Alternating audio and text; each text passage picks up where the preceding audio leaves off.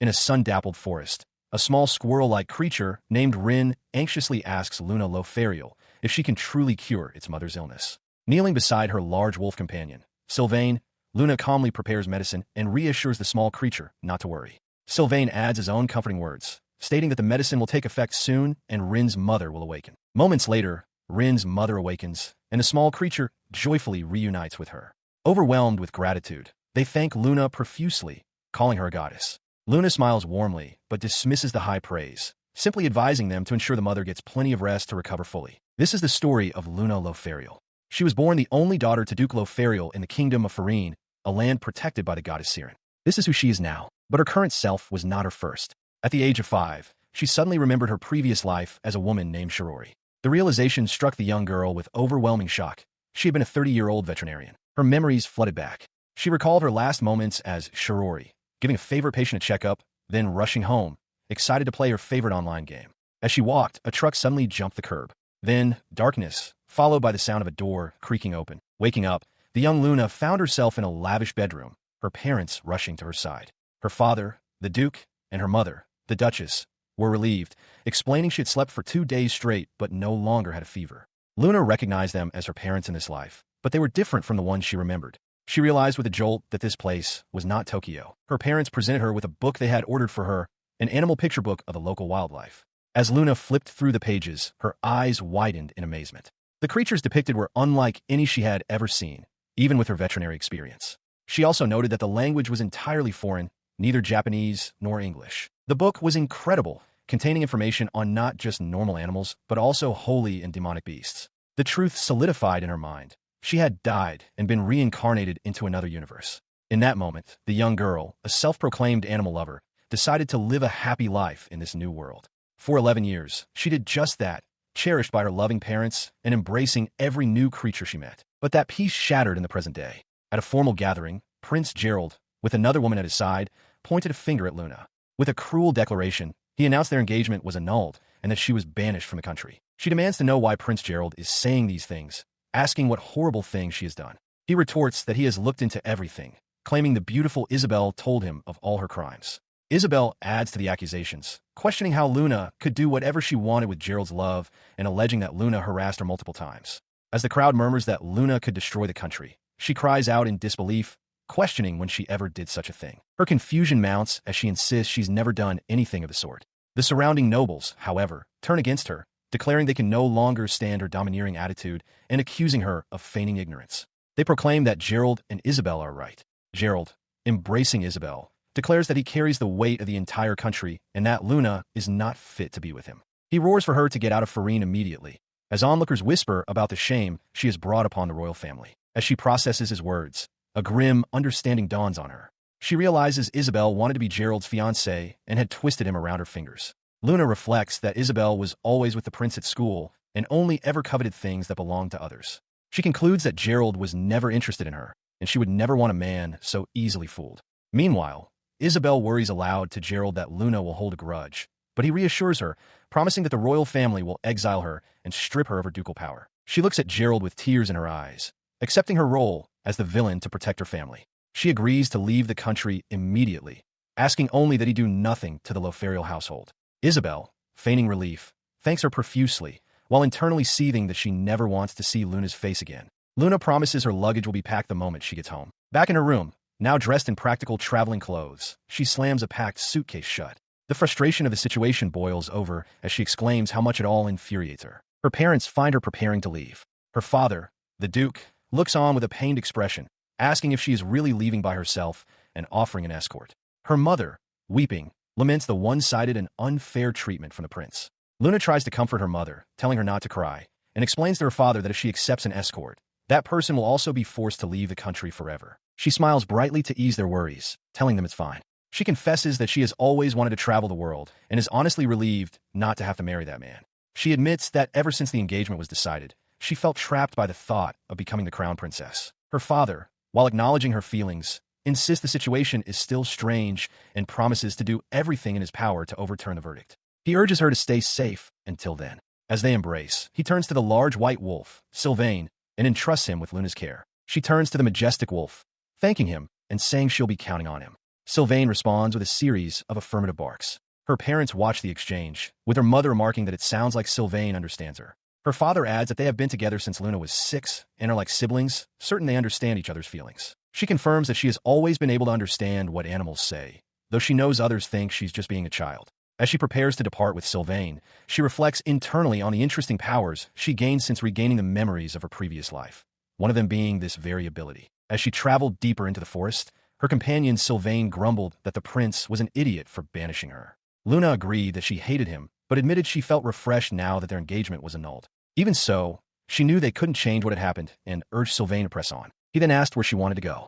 Unfolding a map, Luna explained her destination, the kingdom of Edifant. She mused that her ability to speak with animals must be a special power granted to reincarnated people, as she'd never heard of anyone else with it. Edifant was home to beastmen, creatures she'd only read about in storybooks in her past life, and as an animal lover, she was desperate to meet them. Sylvain readily agreed, thinking it would be fun. Her excitement quickly grew as she thought of all the new, fluffy animals they would encounter in the forest. Declaring that they should enjoy their journey to the fullest, she couldn't contain her glee and urged Sylvain to hurry towards her lovely fluffs. Their path soon led them to a beautiful lake. As Luna admired the view, she was interrupted by a faint sound. She quieted Sylvain, realizing she could hear someone crying nearby, and decided they should investigate. Following the sound, they found a small, white-eared squirrel weeping over its mother, who lay motionless on the ground. The child pleaded for its mother to wake up. Luna gently asked what had happened and requested permission to examine the mother, which the small squirrel granted. Upon closer inspection, Luna noticed red spots covering the mother squirrel's body. She immediately recognized the symptoms of a disease specific to this type of squirrel. A spark of hope ignited as she remembered packing an inflammatory suppressant in her bag. As the small squirrel fretted that its mother might die, Sylvain offered reassurance, expressing his complete faith in Luna's ability to heal her. Meanwhile, Luna confidently prepared a medicine, thankful for the medical book her father had bought her. She was certain this would cure the disease. The remedy worked almost instantly. The mother squirrel's ear twitched, and she blinked her eyes open, confused about where she was.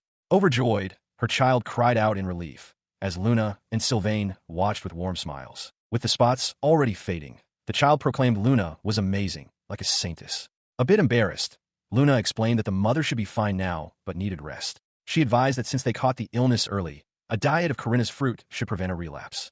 The mother squirrel expressed her sincere gratitude. The mother asked for their names. Luna introduced herself and Sylvain, and in return, learned the mother was May and her daughter was Ren. When May commented on her medical knowledge, Luna reflected internally.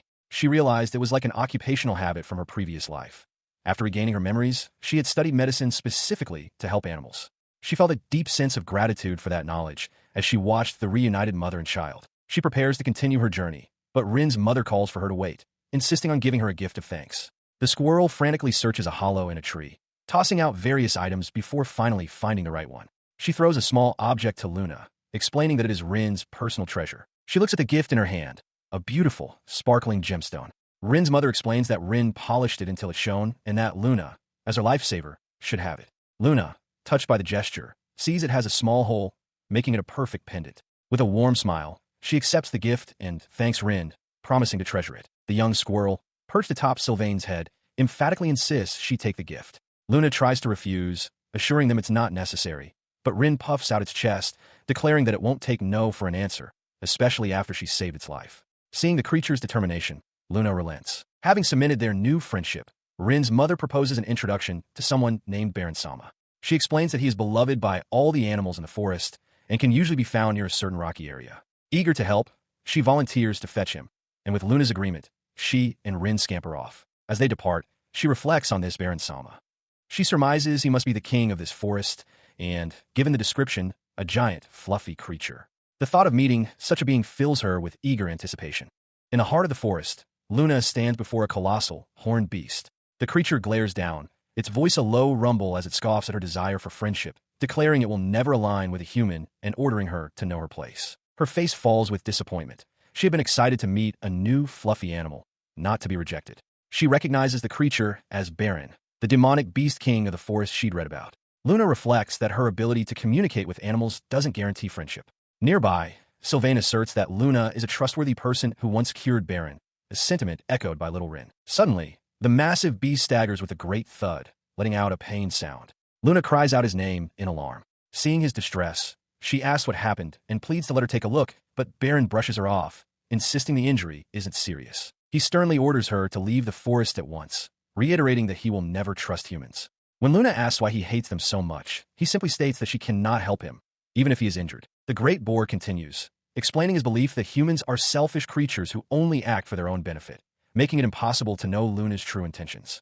Sylvain's patience snaps, and he growls fiercely, declaring that Luna is not that kind of person. He elaborates on his defense, recounting a time long ago when he was badly injured. He remembers how other humans reacted with disgust, calling him dirty, but Luna was the only one who approached and offered him help. His voice filled with conviction. Sylvain growls that the kindness she shows is no lie. He explains that even after she discovered he was a holy beast, she never treated him differently or sought a reward. To her, he was simply a friend. Luna listens, her expression softening at the memory. Despite the heartfelt testimony, Baron remains resolute, stating that nothing will change his mind about humans. In the next moment, however, he staggers violently, overcome by his injury as Luna looks on in shock. He collapses heavily to the forest floor. Luna and Sylvain rush to his side. Seeing the wound up close, Luna is aghast at its severity, declaring that she cannot possibly leave him in this state. Kneeling beside the fallen king, she assures him that although the wound is deep, she should be able to help. Baron, sweating from the pain, remains silent, his thoughts turning inward. He considers that even if the girl is able to fix this wound, another problem still remains. He stubbornly refuses her help, declaring that since a human inflicted this wound, he will not allow another human to heal it. Luna is taken aback by his declaration. A small, white creature steps forward to explain, clarifying that the attacker was a poacher. It elaborates that while demonic beasts are protected, Baron's tusks are highly valuable, making him a target. This specific injury, it reveals, was an act of revenge by poachers whom Baron had previously driven away. The creature introduces itself as Jean, explaining that it lives in the area and frequently observes the poachers. Jean reveals that it pieced together the situation by listening to the humans, who foolishly blabber on, unaware that the forest's inhabitants can understand their every word. Hearing this, Sylvain turns to Luna, a grim realization dawning.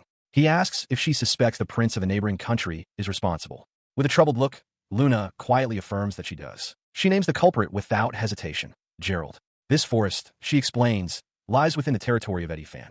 She reasons that only someone as reckless as the prince from a neighboring country would dare issue such a foolish command here. The act itself is a grave transgression. Poaching is forbidden by law in Gerald's own nation of Farine, yet a clandestine market for furniture and goods made from beast tusks and furs thrives in the shadows.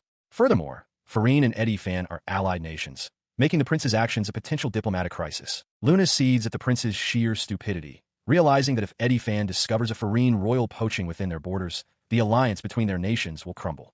As this political reality sinks in, Baron's body suddenly convulses with a pained groan, his strength failing.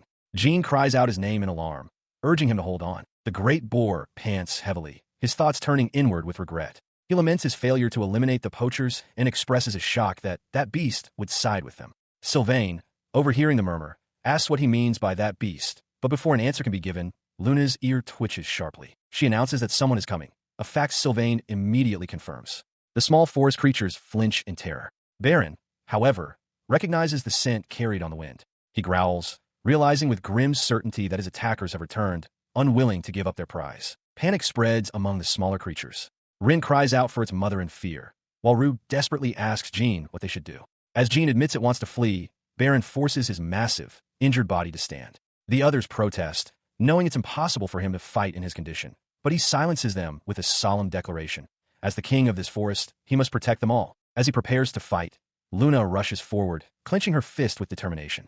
She insists on helping, declaring that she can heal his wounds in an instant. The small forest creatures are taken aback. Some express disbelief, but Jean and Rue voice their unwavering faith in her. The other small animals join in, pleading with Baron to accept Luna's help so he can recover and defeat their enemies. Moved by their earnest cries, the great beast relents. He tells Luna that if she can truly heal him, then she should proceed. Her face brightens with relief. She explains that, besides her ability to talk to animals, she possesses another strange power. Calling out the name, EGK, she activates her skill selection mode, and a shimmering, ethereal interface begins to materialize in the air before her. The glowing interface surrounds her, filled with text and symbols. She recognizes it as the ability to use skills from a game she was once addicted to, EGK.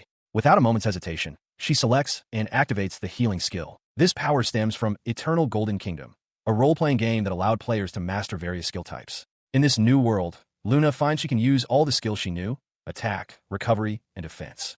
She doesn't know if it's a cheat ability or a result of her obsessive playing, but the power is hers to command. A brilliant light rumbles into existence, shining forth from her hands and enveloping Baron's injured body in its restorative glow. When the light fades, the deep wound is gone, and even the swelling has vanished. The small animals marvel at the magic-like feat. Baron, feeling completely fine, rises and acknowledges that he owes her a debt. Luna insists he owes nothing, just that he stay healthy. Sylvain adds that they will also help in the fight. Healed and ready, Luna prepares for the next step. She notes that her detection skill is always active and has located 2 humans and a beast nearby. To be safe, she activates another skill, Blessing. A new light shines upon Baron, who feels a surge of power course through him. Just as the blessing takes hold, Luna shouts a warning that the enemy is right in front of them. A monstrous, double-headed hound springs from the shadows, its twin maws open in a vicious snarl. The beast lunges. Baron roars for the others to look out as the hound crashes into him with tremendous force, sending the massive boar staggering back with a cry of pain. The great boar grunted, still caught in the jaws of the monstrous hound. The poacher controlling the beast expressed his shock, having expected a weakened target, not one that was somehow stronger than before. Baron retorted that he now had a reliable goddess on his side. Before the poacher could press his advantage, Sylvain slammed into him from the side, a blur of white fur.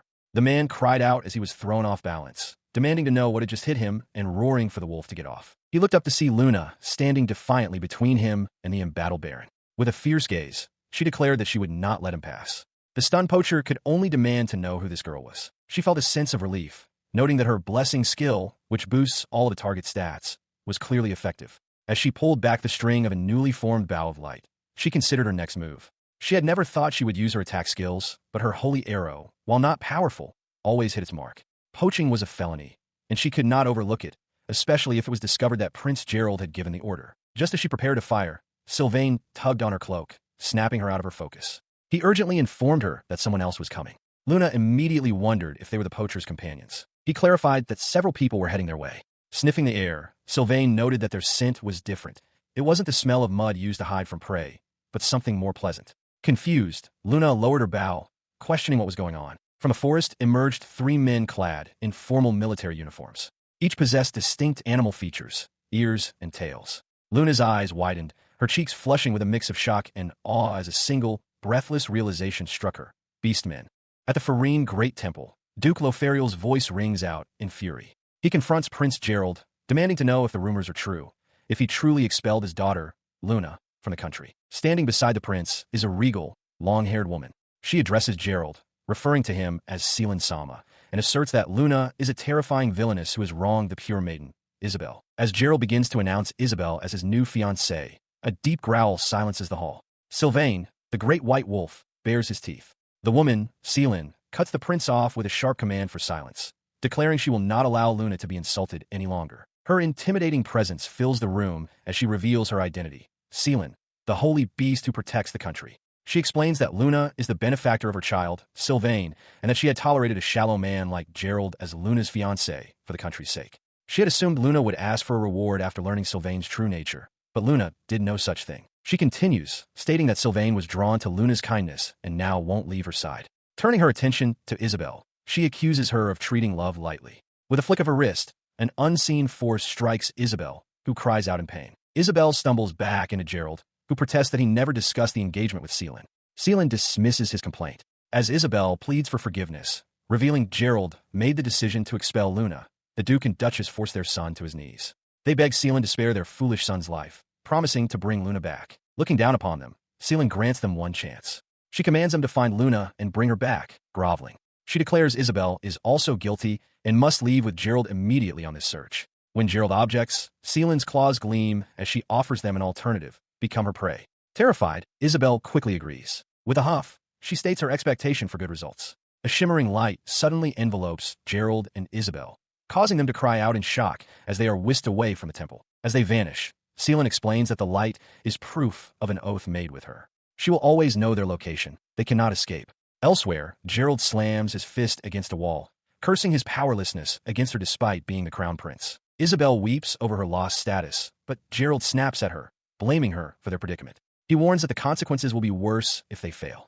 Isabel retorts that she doesn't need a powerless prince and will find her own way to survive, refusing to bow to Luna. When Gerald asks for her plan, Seelan, observing from afar, smirks to herself, wondering why she would ever tell an incompetent man her strategy as a door creaks open behind her. Elsewhere, Isabel's face twists with fury. Slamming a door, she seethes with resentment for Luna, unable to stand the humiliation she is being forced to endure. Clenching her fist, she vows that Luna will pay for this. The scene shifts to a sunlit forest where Luna, armed with a bow, is startled to encounter two beastmen in military uniforms. She had never expected to meet them here. One, a wolf-like man, observes that a lion without a tail and a blue wolf are rare among their people. Surrounded by small, chattering forest creatures, Luna cautiously introduces herself as Omi Lunal and asks the men their purpose. In response, the wolf-like beastman declares they have come to apprehend them all. He seizes Luna's wrist, accusing her of working with poachers. Luna cries out that he is wrong, but he dismisses her protests, stating they will listen to her excuses later as he begins to pull her away. Before he can drag her further, Sylvain lunges between them,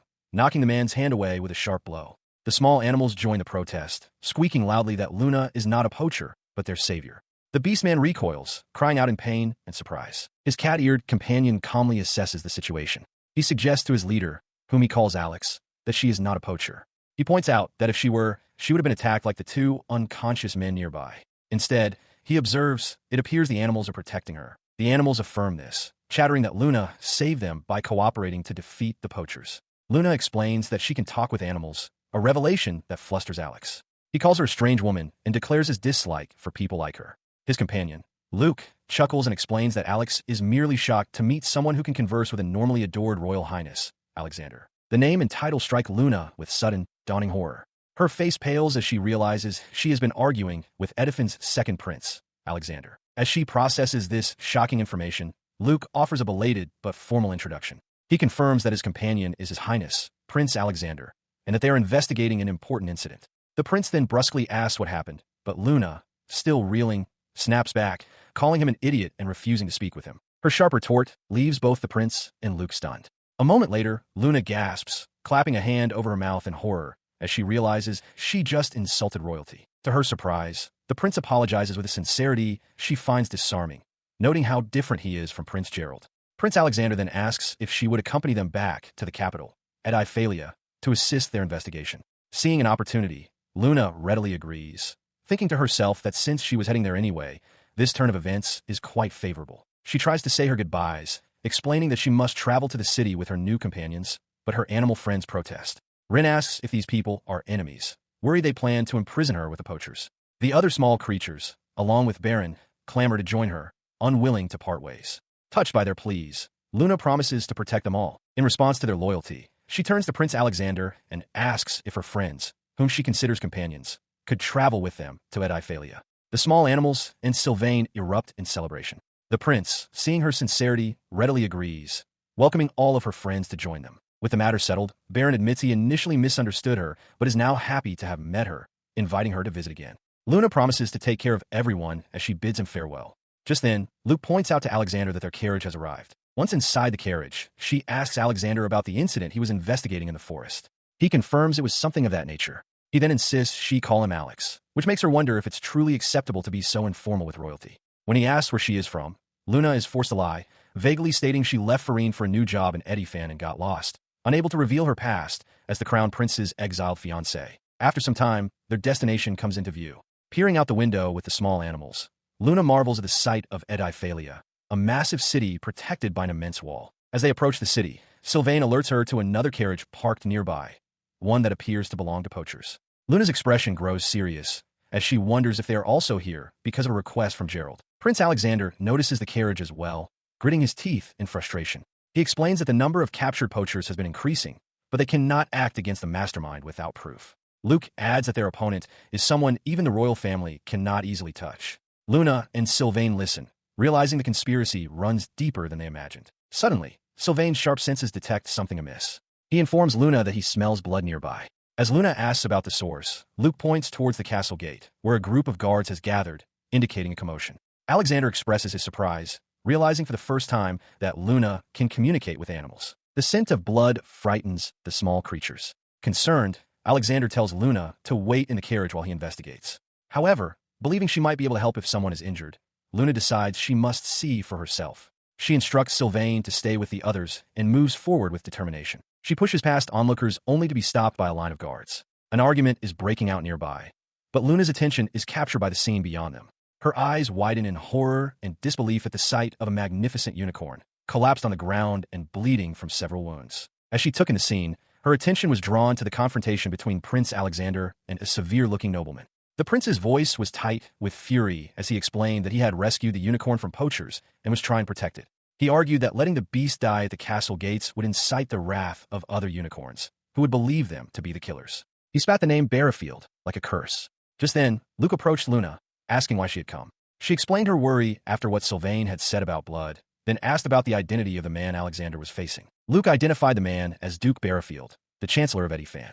Prince Alexander elaborated, confirming that while they hunt poachers, the chancellor actively obstructs them, and without solid evidence, their hands are tied. A dreadful realization dawned on Luna. This was the untouchable mastermind they had spoken of. The prince continued, voicing his belief that Barrafield's true goal was to kill the unicorn and sell its parts, using the threat of unicorn retaliation as a pretext. He confessed his hesitation to act, knowing Prince Gerald was involved and suspecting Barrafield was the one commanding the poachers on his behalf. The chancellor glanced at the grievously wounded unicorn with cold indifference, sighing that it was going to die soon regardless. He mockingly addressed the prince, demanding he step aside so they could pass, citing a lack of time. Enraged, Luke cursed Barrafield, unable to comprehend how he could harm the creature for personal gain and then try to place all the blame on Alexander. In response, the duke simply laughed, confident that when the unicorns came for revenge, the prince would be the one to take responsibility and perish. Her resolve hardening, Luna refused to accept this outcome. "I won't stand for it," she declared, her voice ringing with conviction. "I won't let that happen." Stepping forward past the stunned prince and chancellor, a soft light emanating from her hand, she announced with absolute certainty that she could heal the young unicorn. Stepping forward with resolve, Luna Lothario declares that she will heal the injured unicorn child. Prince Alexander calls out her name in alarm, demanding to know why she is there and insisting this is none of her concern. Unwavering, Luna refuses to leave, stating that her conscience will not allow her to turn away from an animal in need. Duke Barrafield suggests that if Prince Alexander will not permit the healing inside, she should perform it right there, outside the capital's gate. He notes that since she is a foreigner, there should be no issue. Alexander, filled with doubt, questions if she can truly succeed and what will happen if she fails. With fierce conviction, Luna proclaims that she will not fail. She will absolutely save the child. His skepticism gives way to a sliver of hope. Alexander relents, telling her to please try. He then instructs Luke to support her. As Luke acknowledges the order, Duke Barrafield erupts in mocking laughter, finding the situation amusing and questioning what a mere girl could accomplish. He warns Alexander that he will be held responsible for her failure. Ignoring the taunt, Alexander accepts the terms and urges Luna to hurry. She kneels beside the young unicorn, taking in the awful wound. She surmises it was a terrifying attack from a hound monster, its fangs and claws leaving deep gashes. Informing the others that their medicinal herbs have all been used, she assures them it is all right. Even without herbs, she can still provide aid.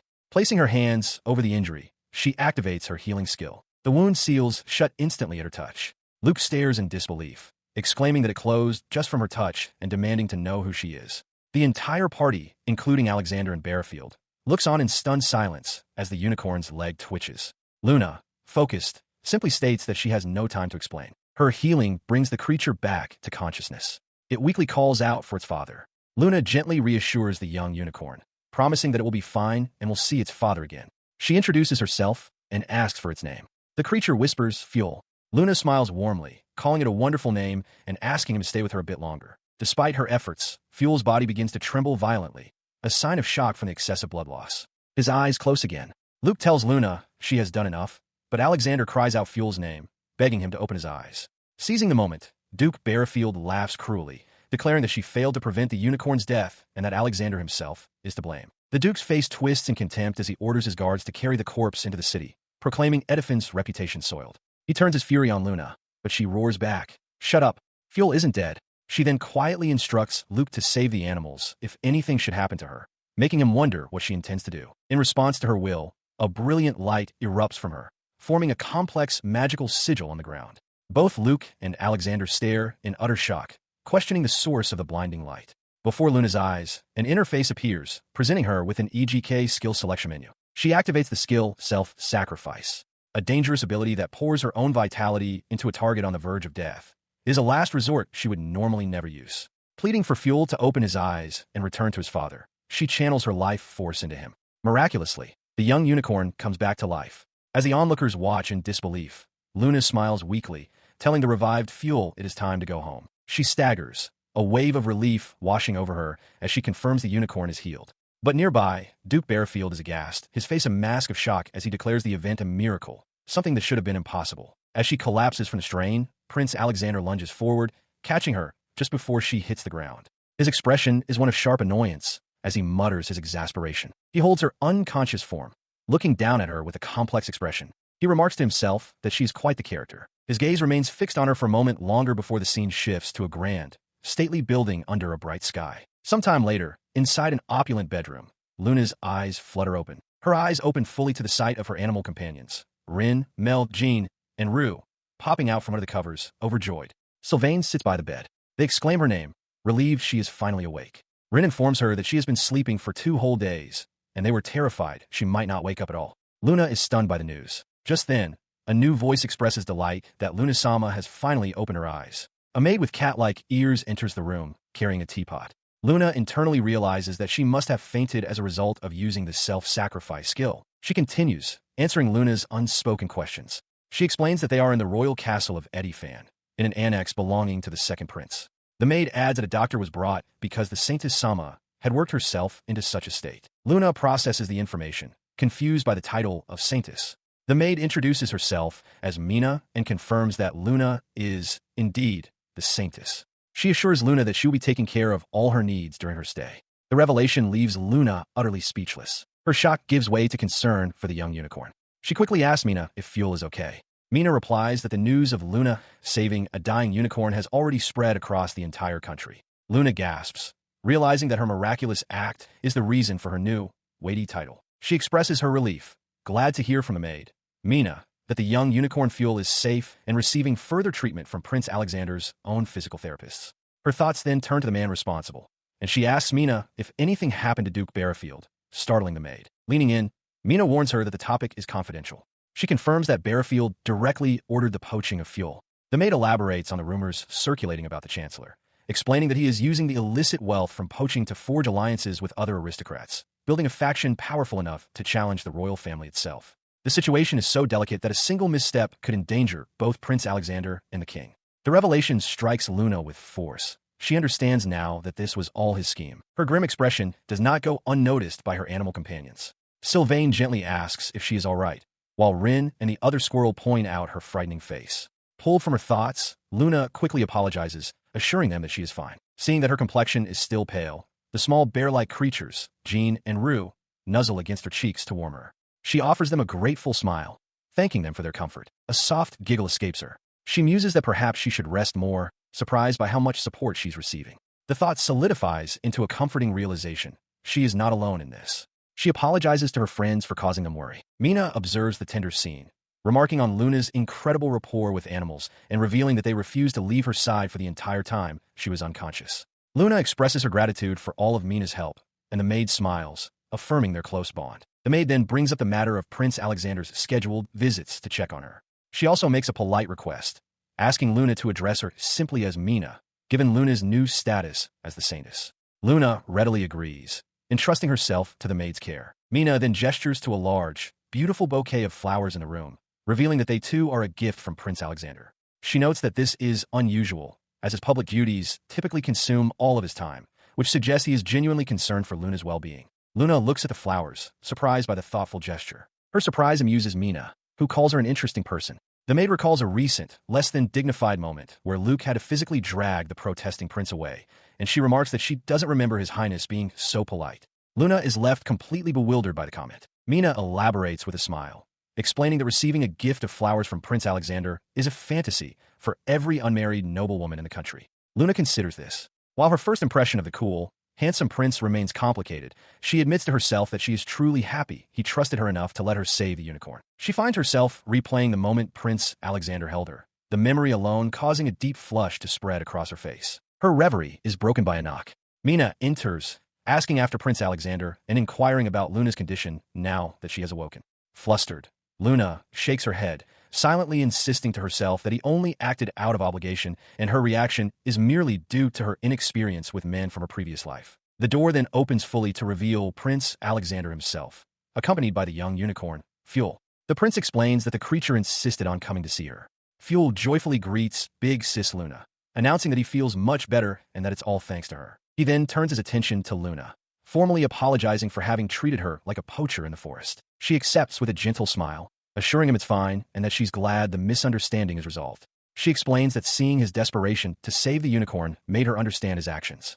Most importantly, she thanks him for trusting her. The prince expresses his concern, suggesting she rest longer, but Luna insists she is fine. She then raises a more important matter, stating her desire to bring fuel to his father as soon as possible, certain that he must be worried. In response, Alexander asks if she would like to accompany them. He announces they will travel to the unicorn's forest the next day, and he will prepare knights for the journey, as long as she feels well enough for the trip. Luna looks surprised by the invitation. Luke enthusiastically confirms the offer, adding that her ability to communicate with animals will be a great help. Alexander agrees, noting that since unicorns are powerful magical beasts, resolving misunderstandings through words would be beneficial. Realizing they truly believe in her ability, Luna firmly agrees to go. Her acceptance is met with a cheer from Fuel. As Alexander confirms the young unicorn's identity, Luna's other animal companions stare at the newcomer. Luna encourages Fuel to befriend them, and he happily introduces himself to Ren, who greets him in return. The small creatures observe Fuel with curiosity. Rue points out that he also has horns, and another remarks that they match. Smiling, Luna tells the young unicorn that his big horn is very cool. She looked up at the crescent moon, her thoughts a mix of melancholy and anticipation. Though she was sad that she would have to part with Fuel, she couldn't help but feel excited about the journey to the forest set for the next day. The night passed quietly, and dawn broke over her chambers. Suddenly, a loud boom shattered the morning's peace, jolting her from her sleep. The explosive sound echoed again. Now fully awake, Luna rushed from her bed, wondering about the noise. Sylvain, already alert, confirmed her fears, stating that something strange was happening outside. Meanwhile, across the city, Duke Barrafield received a report. His subordinate confirmed their plan was a success. The unicorns had found the bloodied flag and were now enraged. The Duke scoffed at Prince Alexander's interference, declaring that with this development, the prince was finished. He laughed to himself, finding the situation perfect. Alexander shouldn't have been hunting his poachers. The resulting chaos was, to the Duke, terrifyingly wonderful. He explained that with the royal guards bound to protect only the king, Alexander's Red Knights would be forced to confront the unicorns. The agents who lured the beasts had been paid and sent away. Barrafield revealed the linchpin of his plot. The pack leader is a holy beast named Orzels, impossible to suppress without catastrophic casualties. With Alexander's older brother ill, this failure would allow him to crush the young prince. Clenching his fist, he declared with certainty that he would be the next king. Sylvain's voice cuts through the chaos, asking if Luna is awake. The situation is dire. Unicorns are gathered outside, attacking the castle gates. Prince Alexander, assessing the danger, instructs Luna to retreat with the other animals to the building behind the royal castle. He insists there is no time for a complex plan, as the gate will not hold for long. Luna, alarmed, calls out to him, demanding to know what he intends to do. His intentions are clarified by a knight captain, who states that it is a knight's duty to protect the people and that his forces are already deployed. Realizing this means they intend to fight, Luna panics. She cries out that Fuel's father could be among the unicorns and that Alexander isn't trying to interfere peacefully. She shouts for Jean to stop. Worried Fuel will overhear, then dashes away, calling the young unicorn's name. Fuel, hearing her desperation, announces he will go outside to persuade everyone. Sylvain immediately moves to block his path, demanding to know where he is going and calling him a fool, warning that he would be the first one killed. As the two argue, Luna's mind races. She understands that if the gate breaks, there will be casualties on both sides, a reality she absolutely cannot accept. She resolves that there must be something she can do. The young unicorn offers to take her with him, but Luna immediately dismisses the idea as too dangerous, especially as the castle continues to shudder from the assault. She clarifies her own plan. She will not leave the castle, but will instead contact the herd from inside the gate using a method they will recognize. Her goal, she explains, is to reach Fuel's father, the leader of the pack, confident that he can calm everyone else. With newfound resolve, she turns and declares they will do it. Prince Alexander, overhearing her, demands to know what she is talking about, reminding her that they are out of time. Luna pleads with him, asking for his help to get Fuel to a place where his voice can be heard. She vows to do anything, even for the smallest chance, to stop the fighting. He listens as she explains her reasoning. While the cause of the attack is unknown, she assumes it is related to Fuel. Therefore, she believes that if Fuel's family and friends can hear his voice, they will calm down. Alexander remains skeptical, asking if she truly believes they will listen. Luna admits her uncertainty, but squeezes her hands together, insisting that they have no other choice but to try. Her conviction sways him. After a moment's thought, a grin spreads across his face as he agrees, conceding that it is better than doing nothing.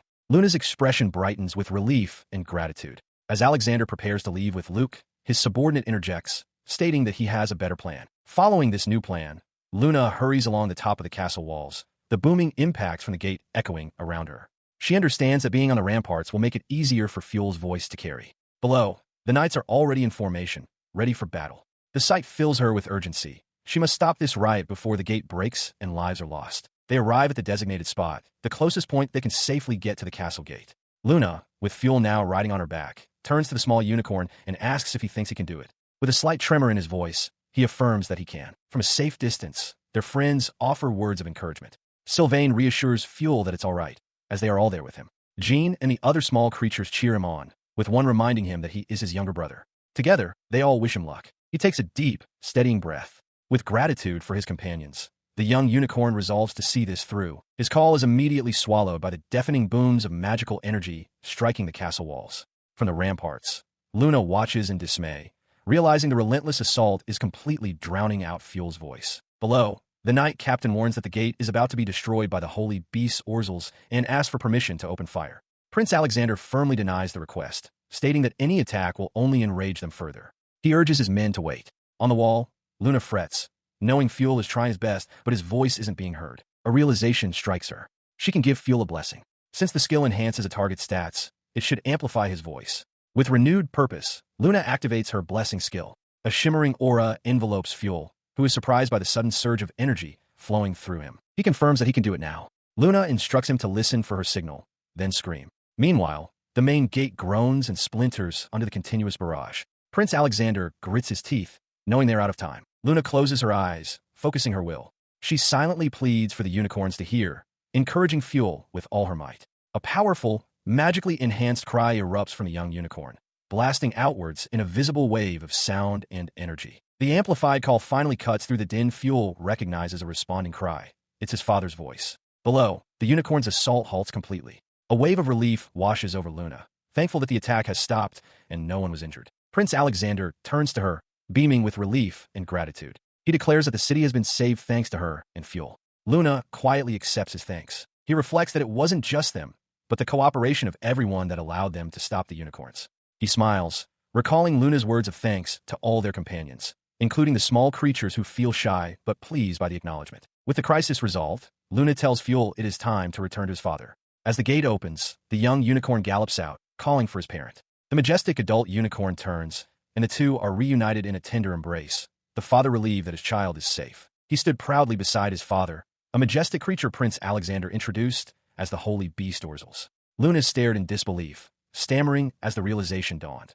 The small unicorn she had befriended was the child of this powerful being. Fuel, meanwhile, simply thought his father was the coolest. The great unicorn lowered his head, his voice resonating with regal gratitude. Speaking as both a king and a father, Orzels offered his heartfelt thanks for saving his son and apologized for the conflict, assuring them they had no intention of fighting. As he turned, Luna, now composed, voiced the question on everyone's mind. Why had they attacked the city? In response, Orzels presented a tattered flag, its fabric darkly stained with Fuel's blood. He explained that his herd had become enraged upon finding it, believing the knights of this country had harmed the young unicorn. Luke immediately understood the implication, and Prince Alexander grimly agreed.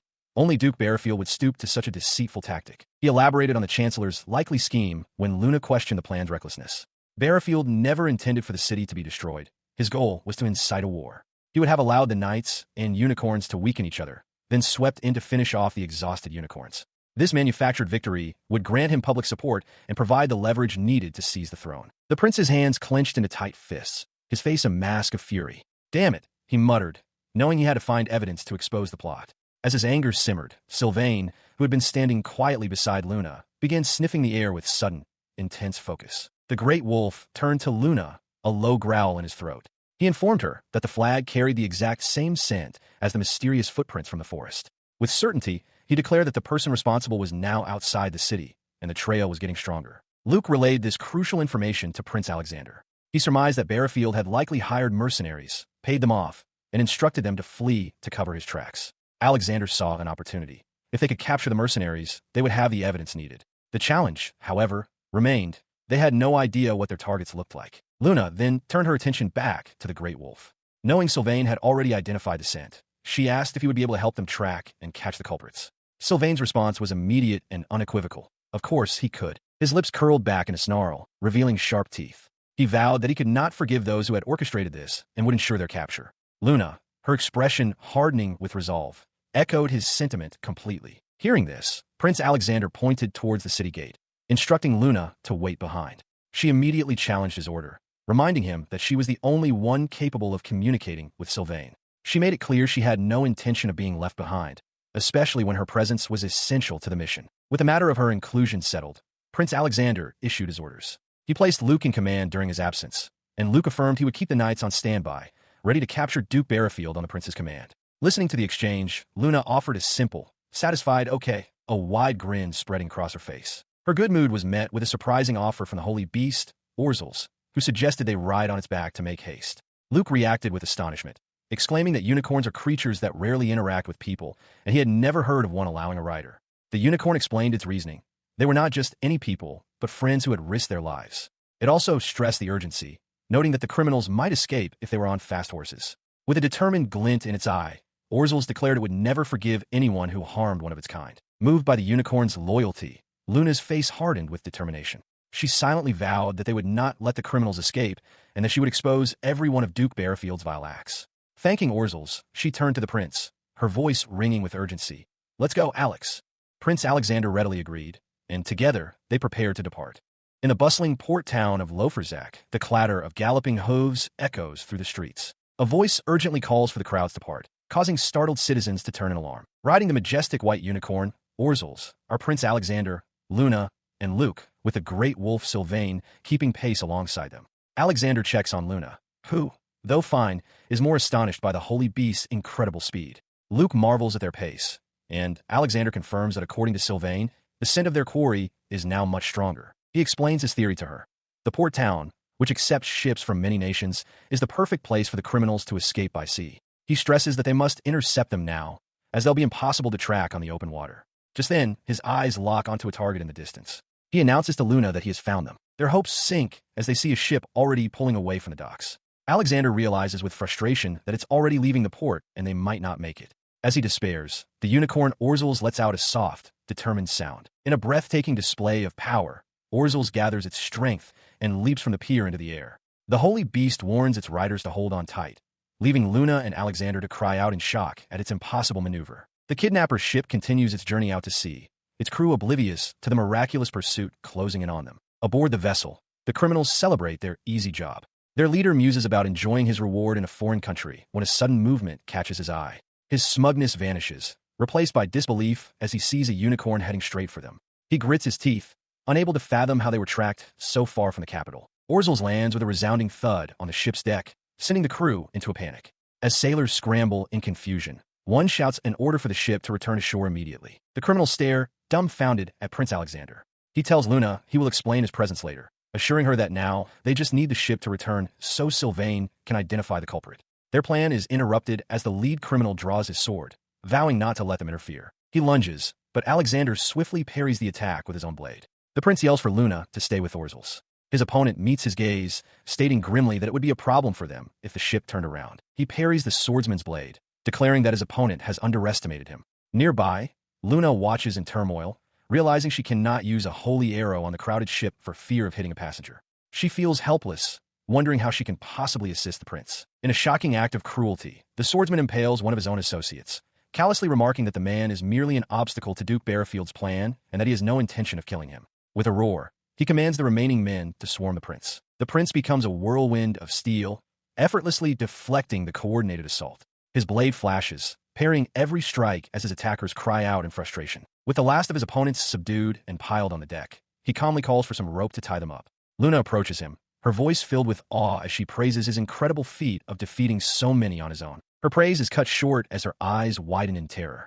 She spots another assailant behind him, bow drawn, an arrow aimed squarely at the prince's back. "Alex, look out!" she screams. Without a second's hesitation, she shoves him aside. The archer, cursed for her interference, is quickly subdued by the other men as Alexander cries out her name in alarm. He turns to see an arrow embedded in her shoulder. Despite the grievous wound, she offers him a bright, reassuring smile, insisting that she is fine and that he shouldn't sound so worried. To prove her point, she activates her healing magic. A soft light envelopes her shoulder, and in an instant, the bleeding stops and the wound vanishes completely. His relief, however, quickly turns to anger. He rebukes her sharply, shouting that her ability to heal doesn't give her license to be so reckless. She flinches at his tone and quietly apologizes.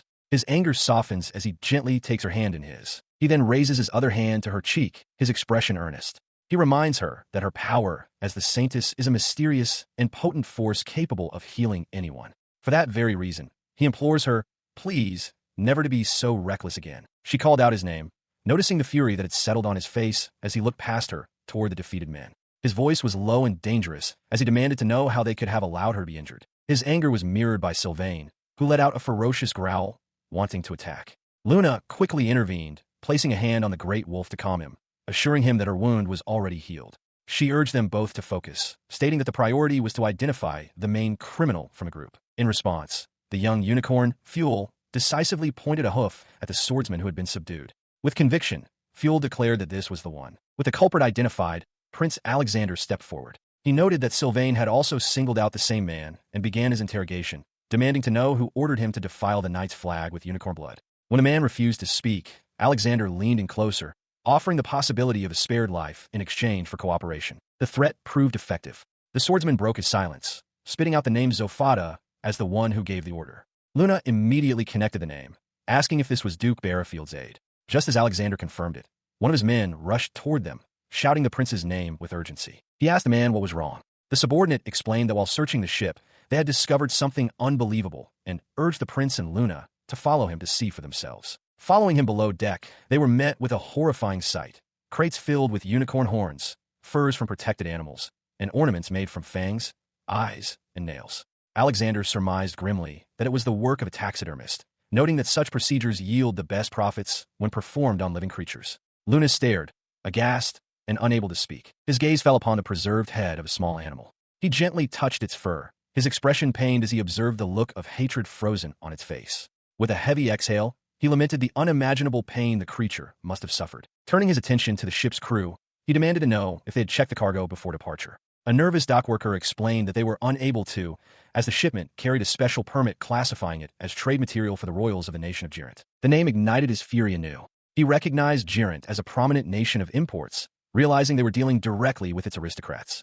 His hand clenched into a tight fist as he seethed at the depth of the corruption, smuggling illegal goods to trade with foreign powers. His mind reeled with the image of Duke Barrowfield, the architect of this cruelty. He questioned how the Duke could take so many lives to fulfill his greedy desires, all without ever dirtying his own hands. A profound, unfamiliar rage burned within him. For the first time in his life, he felt he could not forgive someone. Galvanized by his anger, he announced to Luna that they were going to catch him now. Luna agreed, urging a quick return to Edifant. She reasoned that the unicorn likely had the ability to help them survive the journey, and they couldn't afford to miss this chance. Without a moment's hesitation, he vaulted on his Sylvain's back. As they prepared to depart, he made a silent, furious vow. Duke Barrowfield would pay tenfold for his vicious schemes. The story recalls its beginning. Shirori, a veterinarian from modern-day Japan, met with an accident and was reborn in another world as Luna Lofariel, the daughter of a duke. In the aftermath of her exile, her father lamented the crown prince's harsh decision, insisting she had done nothing wrong. Luna, however, put on a brave face, smiling brightly and telling him not to be sad. She assured him she was fine, confessing that, in truth, she had always dreamed of traveling the world since she was a little girl. Meanwhile, in Edifant, the country of beastmen, a crisis was unfolding. Chancellor Duke Barrowfield, who had been secretly ordering the poaching of unicorns for his own benefit, now faced the consequences. He stood before his king, shouting furiously, demanding to know how long the issue would be ignored. He warned that the city itself was in danger if the unicorn foal wasn't dealt with, vowing to capture the creature himself. His outburst caused a stir in the court. Other nobles pleaded with the king to heed the chancellor's words, suggesting a simple solution: kill all the beasts. Barrowfield's mind raced with impatience, wondering why the unicorns had not yet overrun the common folk. The king, Achilles, slammed his fist down, roaring his refusal. He argued that it was plain to see the unicorns were unwilling to fight, and that escalating the violence would solve nothing. Queen Fianna calmly turned to Luke, seeking confirmation. She asked if the turmoil outside, which Prince Alexander was handling, had been quelled. Luke affirmed that it was just as King Achilles had stated. From his position, Duke Barrowfield offered a sinister smirk. He then addressed the royal couple, cynically suggesting that the chaos presented a perfect opportunity for the unicorns to flee the city. His patience finally snapped. Barrowfield issued an ultimatum, threatening to take matters into his own hands if the king and queen refused to act. He declared that whoever resolved the crisis would be the next king, effectively challenging Prince Alexander's claim. He scoffed at the idea of waiting for the prince's return, questioning the worthiness of a royal who flees in a time of crisis and demanding proof of Luke's report before it was too late. Luke remained silent. Elsewhere, the small creatures listened in distress. Jean, unable to bear it any longer, came to a sudden realization. He was the reason the unicorns had attacked the city. Determined, he leaped from his hiding place. He landed directly before the chancellor. Startled, Duke Barefield's shock quickly turned to rage. He snatched the small creature up, his grip tightening as he snarled, "You beast!" The other creatures could only watch in horror. His grip on the small unicorn foal is suddenly broken by a brilliant flash of light. An arrow, glowing with power, strikes the floor beside him, forcing him to release his captive. The foal, Jean, tumbles to the ground unharmed. Startled, the chancellor demands to know who dares to interfere. Stepping forward from the light is Luna, bow in hand, with Sylvain growling protectively at her side. She asks Jean if he's all right, to which he affirms. Duke Barefield, recognizing her, erupts in fury. He screams at her, questioning what she is doing and declaring that shooting at the chancellor is an act worthy of death. She retorts that it is he, Barefield, who is worthy of death. Luna confronts him, finding it strange that he knew the exact reason the unicorns attacked the city. She accuses him of harming the young unicorn fuel and luring the others to the capital, a truth she learned by listening to the unicorns themselves. Flustered, Barefield dismisses her words as nonsense. He erupts in laughter, mocking the very idea that humans and beasts can communicate and calling her a scammer. His tirade is cut short by the arrival of Prince Alexander, who calls out Luna's name as he enters the throne room with Luke. His presence immediately changes the atmosphere. Barefield greets the prince, feigning concern for the country's future if Alexander believes Luna's claims. Unfazed, Prince Alexander steps forward, raising a hand and asking if the chancellor can maintain his position after seeing the evidence he has brought. He gestures behind him, revealing a captured man in fine clothes. Alexander announces that this is the individual responsible for bringing the unicorn pack to the capital, a man he apprehended at Koforogo. The captive, Zofata, panics and cries out for Zofata-sama to save him, inadvertently revealing his own name. Barefield watches with a placid expression as the horned creature curses under its breath. Prince Alexander calmly asks the chancellor if he is acquainted with this man. As the court erupts into chaos, Zofata turns on Barefield, screaming that the duke had guaranteed his safety and demanding an explanation. In response, Barefield coolly denies any connection, stating he has never seen the man before in his life. His betrayal incites a furious confession from Zofata. He bellows that he did exactly as ordered. He attacked a young unicorn, soaked a knight's flag in its blood to lure the herd to the city, and now this unfair treatment is his reward. He realizes with horror that it was all a setup. The horned creature pleads for Barefield to forgive Zofata, but the duke silences it, claiming he was merely following orders. This blatant lie is the final straw for King Achilles. His face contorted with rage, the king roars for the knights to capture Duke Barefield immediately. In response to his order, Duke Barefield defiantly attempts to use an item on his wrist, but it shatters uselessly. He screams that he will not be captured, proclaiming that he is destined to become the country's next king, causing a panic among the onlookers. His declaration is cut short by a tremendous crash as the holy beast, Orzels, bursts through the wall in a shower of stone and dust. The massive unicorn's sudden appearance stuns Barefield, who falters, realizing he must flee immediately. As he stumbles back, the Red Lion Knights seize the opportunity. Luke informs the duke that the room is surrounded and there is nowhere left to run. King Achilles commands him to give up as Barefield grits his teeth in fury. Luna confronts the captured duke, her voice ringing with conviction. She dismisses his ambition, declaring that a person who has harmed so many animals and sacrificed people for his own gain does not deserve to be king. Her words enrage him. Barefield glares at Luna, cursing her under his breath. He laments that his plan was perfect and would have succeeded if only she hadn't been there to interfere. He is stopped from doing anything further as Prince Alexander firmly grabs his arm. The prince remarks that he didn't think Barefield would go this far, then coldly orders his men to take the disgraced duke away. As the knights escort him from the room, Barefield continues to shout curses. Luna watches him go, a quiet confidence on her face, certain that all of his sins will now be brought to light. She reflects on the motive behind his elaborate and cruel scheme. It was all just to make money. Her thoughts are interrupted by her animal companions. Sylvain, Jean, Rue, and the horned creature gather around, happily confirming that the bad man has finally been caught and the case is closed. Luna smiles, telling them they are right. Just then, King Achilles and Queen Fianna approach. The queen introduces herself as Luna and apologizes for the late greeting.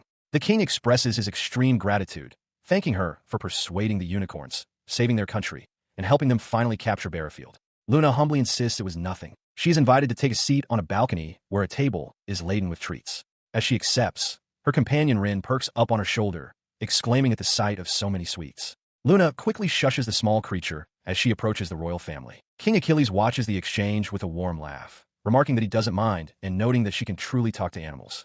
He playfully asks if he needs to behave himself before his own majesty. As her husband chuckles, Queen Fianna turns her attention to their son, Alexander. After getting his attention, she bluntly asks why he failed to inform his mother that he had a girlfriend, causing the prince to blush and stammer in surprise. Luna quickly interjects, clarifying that the queen is mistaken and that she has only just become acquainted with the prince while assisting on the recent case. The queen apologizes, explaining she was certain he had feelings for Luna, as she'd never seen him trust a woman before. Changing the subject, the queen asks how long Luna plans to stay in their country, offering to have a room prepared for her in the palace. Luna, taken aback by the generosity, begins to politely decline. Prince Alexander observes her reaction, simply stating, "So, it's like that."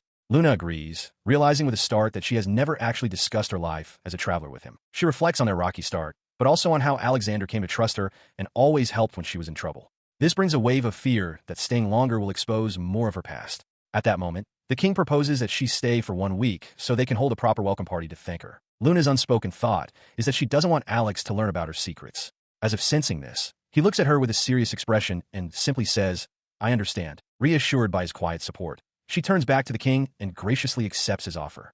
She reasons to herself that just 1 week should be perfectly fine. A bright, genuine smile spreads across her face as she admits to herself that, in truth, she really wants to stay here anyway. Within a lavishly appointed room, Isabel greets Count Barungel, who expresses his delight at seeing her. The count, eager to please, offers to do anything in his power to help her, citing his debt to her father. Seizing the opportunity, Isabel informs him that a certain woman, the Saintess, has laid a curse upon the holy beast, a revelation that leaves the count utterly shocked. She then presses him, asking if he knows of any tool that could break such a curse, mentioning rumors that one can acquire anything from the regent of the Jiren country. The count confidently accepts the task, promising to begin searching immediately. Internally, Isabel reflects on her scheme. Finding a cure will free her from Seelan's influence. She scoffs at the thought of Gerald, dismissing him as useless and vowing she will never bow to Luna. The count, seeking to share gossip, asks if she has heard the rumors about the so-called Saintess circulating at the harbor. He recounts the stories, how she calmed the rampaging unicorn, captured poachers, and now, apparently, is attempting to seduce the prince of Edifant. Isabel feigns shock, asking if it could possibly be true, prompting the count to dismiss the idea of Luna as a true saintess as ridiculous. Her demeanor shifts entirely as she declares that the curse she bears is also Luna's fault, her voice laced with hatred. She then corners the count, reminding him of his own precarious situation with smugglers and revealing her knowledge that the poachers had a special permit from Jiren aristocrats. She addresses him pointedly as the Jiren ambassador, leaving him sweating and speechless as he realizes he's being blackmailed. With a cruel smile, Isabel muses on how entertaining it would be if Prince Alexander and the kingdom were to learn of the count's illicit dealings. She suggests that if a better woman were to appear, Luna's engagement and position would be in jeopardy. Understanding her intent, the count begins to laugh, recognizing the scheme as a great opportunity for himself. She then reveals the final piece of her plan. In 1 week, Edifant will host a banquet for the Saintess. It is there that she intends to tell her version of events to everyone, including the king. Isabel savors the thought, eagerly anticipating the sight of Luna's face filled with shame. The scene then shifts, showing the grand exterior of the royal castle. Meanwhile, inside the castle, Luna stands in awe within a vast library, amazed by the sheer volume of books. A female beastman librarian explains that it's the largest library in the capital and requires a permit, hence the lack of visitors. Luna, accompanied by Ren, asks if there are any books about animals, explaining her desire to learn more now that she has access to such a resource. She thanks the librarian, entrusting her with the search. As Ren curiously points at a volume, Luna mentions that there are picture books as well and decides they should look for one. Walking down an aisle, she suddenly senses another presence nearby, wondering if it's another librarian. Turning a corner, she finds a man with long, light hair and cat-like ears engrossed in a book. Luna politely asks if he is a librarian. He looks up, inquiring who she is.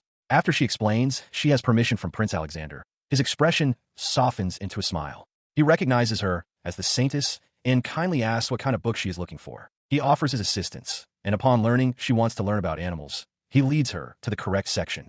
Moments later, Luna is overjoyed, holding a large book filled with illustrations of cute creatures, including the small horned animal. She thanks the librarian profusely, admitting it would have been difficult to find on her own, but he humbly insists it was no trouble at all. She had been waiting for the librarian, but was startled to find herself face to face with another man. She immediately recognized him as Prince Julius. As the librarian, Mina, approached in the background, Julius smiled warmly and introduced himself as the first prince of Edifant and Alexander's older brother, leaving Luna momentarily speechless. Flustered, she apologized for her rudeness, but he gently took her hand, insisting she not worry. He confessed he was eager to meet the lovely lady his brother had spoken of and had hoped to learn her name from her personally. His greeting was cut short by a sudden, dry cough into his hand. He explained apologetically that his body has been weak since birth. Mina, the librarian, cautioned the prince not to overwork himself, reminding him that the case against Bearfield was now closed. Julius agreed, adding that thanks to Luna's help, they had not only exposed Bearfield's crimes, but were also gathering evidence of his other sins. He revealed that Bearfield had connections to many foreign nobles and kings. Sensing his tone, Luna asked if he was worried about something specific. He confirmed her suspicion. Bearfield, he explained, had a particularly strong connection with the merchant kingdom of Geraint. This worried him, as Geraint's ambassador, Count Barungel, was currently stationed in Lothario, and he feared the Count might try to make a move. The mention of the Count sent a chill through Luna as she recalled Isabel's recent plotting. Turning his attention back to the librarian, Julius thanked Mina, acknowledging that there were many things that could only be accomplished with his boundless knowledge.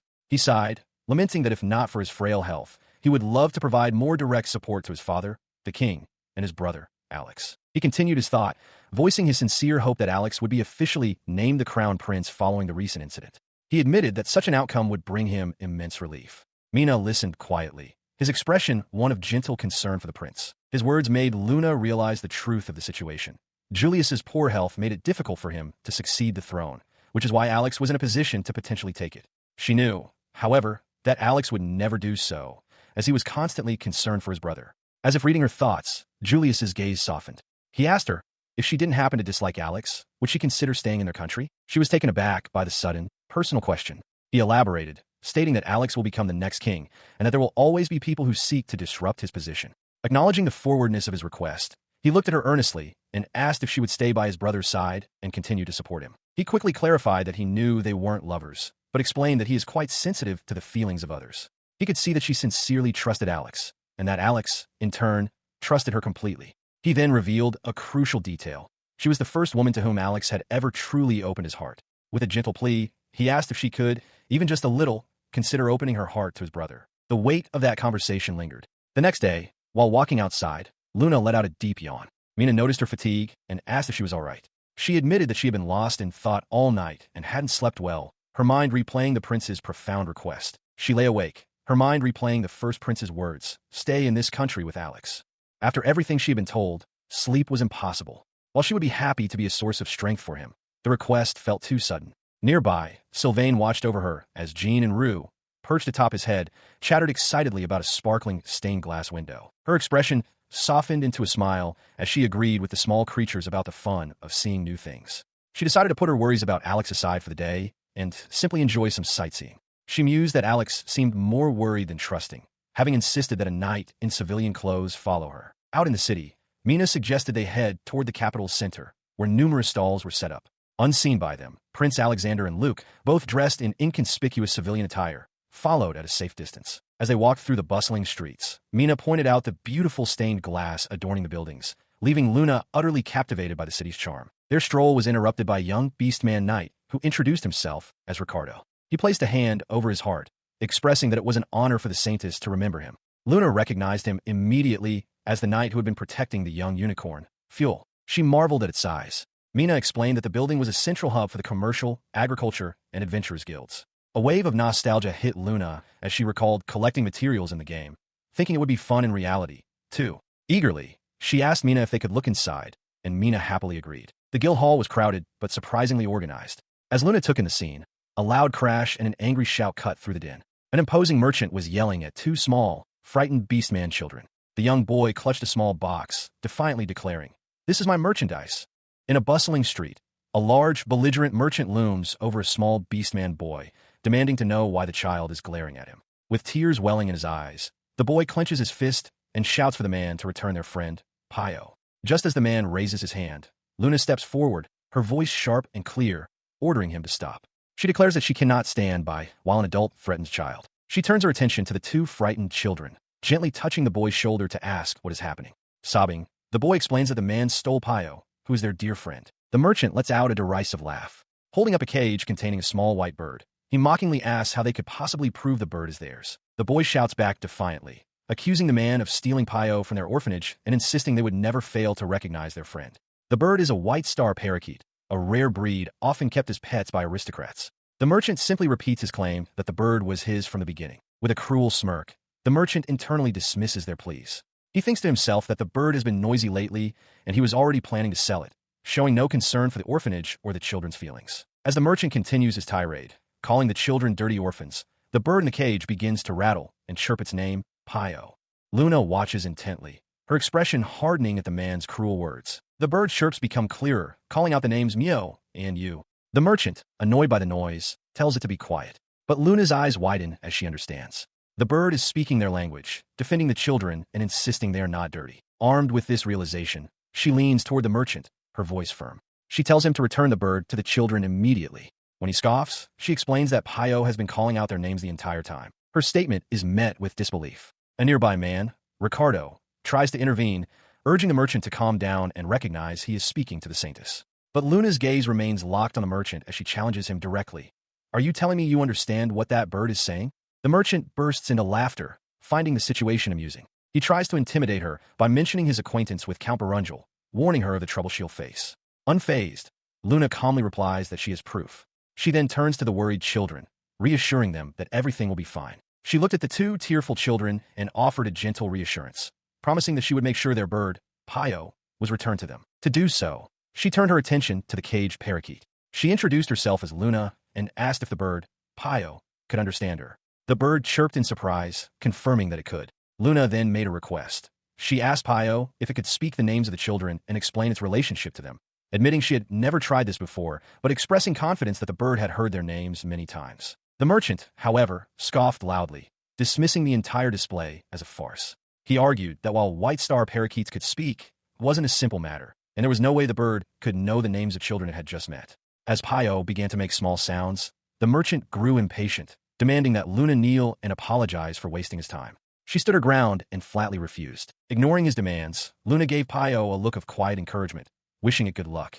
The two children, Yu and Mio, watched with anxious hope as the bird prepared to speak. The bird took a breath and began to chirp, its sounds forming distinct syllables. Yu, Mio, F-E, Yen. Its chirps formed clear words, declaring the names Yu and Mio before proclaiming its love and friendship for them. The children's faces lit up with joy as they celebrated Pio's success. The merchant, however, stared in utter disbelief, stammering in shock at the impossible event. Stunned by the undeniable proof, the merchant cursed under his breath and made a desperate dash to flee the scene. Luna watched him go, calmly asking how he intended to refute evidence that the parakeet itself had provided. His escape was cut short as Ricardo stepped in his path, grabbing him firmly. Questioning where the merchant thought he was going, Ricardo slammed the man to the ground. As the commotion settled, Sylvain trotted over to Luna's side, a pleased look on his face. Pinned to the ground, the merchant glanced nervously toward a figure standing nearby, his eyes fixed on their boots. Sylvain, however, was not distracted, and he alerted Luna to a strange person trying to escape unnoticed, identifying him as the merchant's accomplice. Pio, perched on its cage, confirmed Sylvain's observation, adding that the accomplice had been muttering about selling off merchandise quickly because someone named Barrow had been arrested. Shocked, Luna turned to the bird, demanding to know if this was true. She processed the new information, realizing the man must have been talking about Barrowfield. If that was the case, these were undoubtedly poachers. Turning to Mina, she gave a swift command to watch over the children, which the maid immediately acknowledged. As she prepared to move, Ricardo announced that the accomplice had escaped through a back door and that he and Sylvain would give chase. Luke grabbed his arm, protesting that it was too dangerous, but Ricardo brushed him off, insisting they would only follow as Luna dashed past them all. She burst out into a street teeming with people, the crowd making it impossible to see her quarry. She turned to her companion, asking Sylvain if he knew where they had gone. The great wolf immediately raised his snout to the air, taking a deep sniff. A moment later, he declared that he had found them, pinpointing their location in a nearby building. With their target located, Luna's expression hardened. She recalled telling Ricardo only to pursue them, but the thought of them escaping spurred her to action. Capturing them could be helpful to Prince Alexander. Clenching her fist, she told Sylvain they would capture the man, and he readily agreed. Approaching the hideout, she remembered Mina's warning to be careful, but felt confident with Sylvain and her own skills. Peeking inside, she saw that the accomplice had met up with two comrades. She determined that a surprise attack would guarantee her victory. She unleashed a blinding flash of light, instantly incapacitating two of the men. The third whirled around in shock, demanding to know who was there. With a confident look, Luna noted that with two down, there was only one to go. The remaining man recognized her as the woman from the guild. Luna advised Sylvain to stay back, warning the man that he could be dangerous if armed. He laughed, realizing she must be connected to Barrowfield, and admitting they had underestimated her. He then told her it was she who should remain silent and still if she didn't want to get hurt. Before she could react, he threw a pouch, releasing a cloud of powder that blinded and choked both her and Sylvain. Through their coughing, the man's voice mocked them, offering to teach the gentle little lady how to properly threaten people. The man lunged through the haze and seized her. He held her fast, ordering her to drop her weapon and silence the growling wolf. He remarked on Sylvain's training, but told Luna she knew too much. While it was a waste to kill her, he had no choice, promising to send her dog to join her soon after. Her mind raced with regret. It was her fault. She had been too cocky after capturing the poacher in the forest, and now, because of her pride, they might not make it out of this alive. A wave of helplessness washed over her. The man holding her hostage tightened his grip, causing her to cry out in pain. Despite her fear, she shouted a desperate command to her companion. Sylvain, run and get Ricardo-san.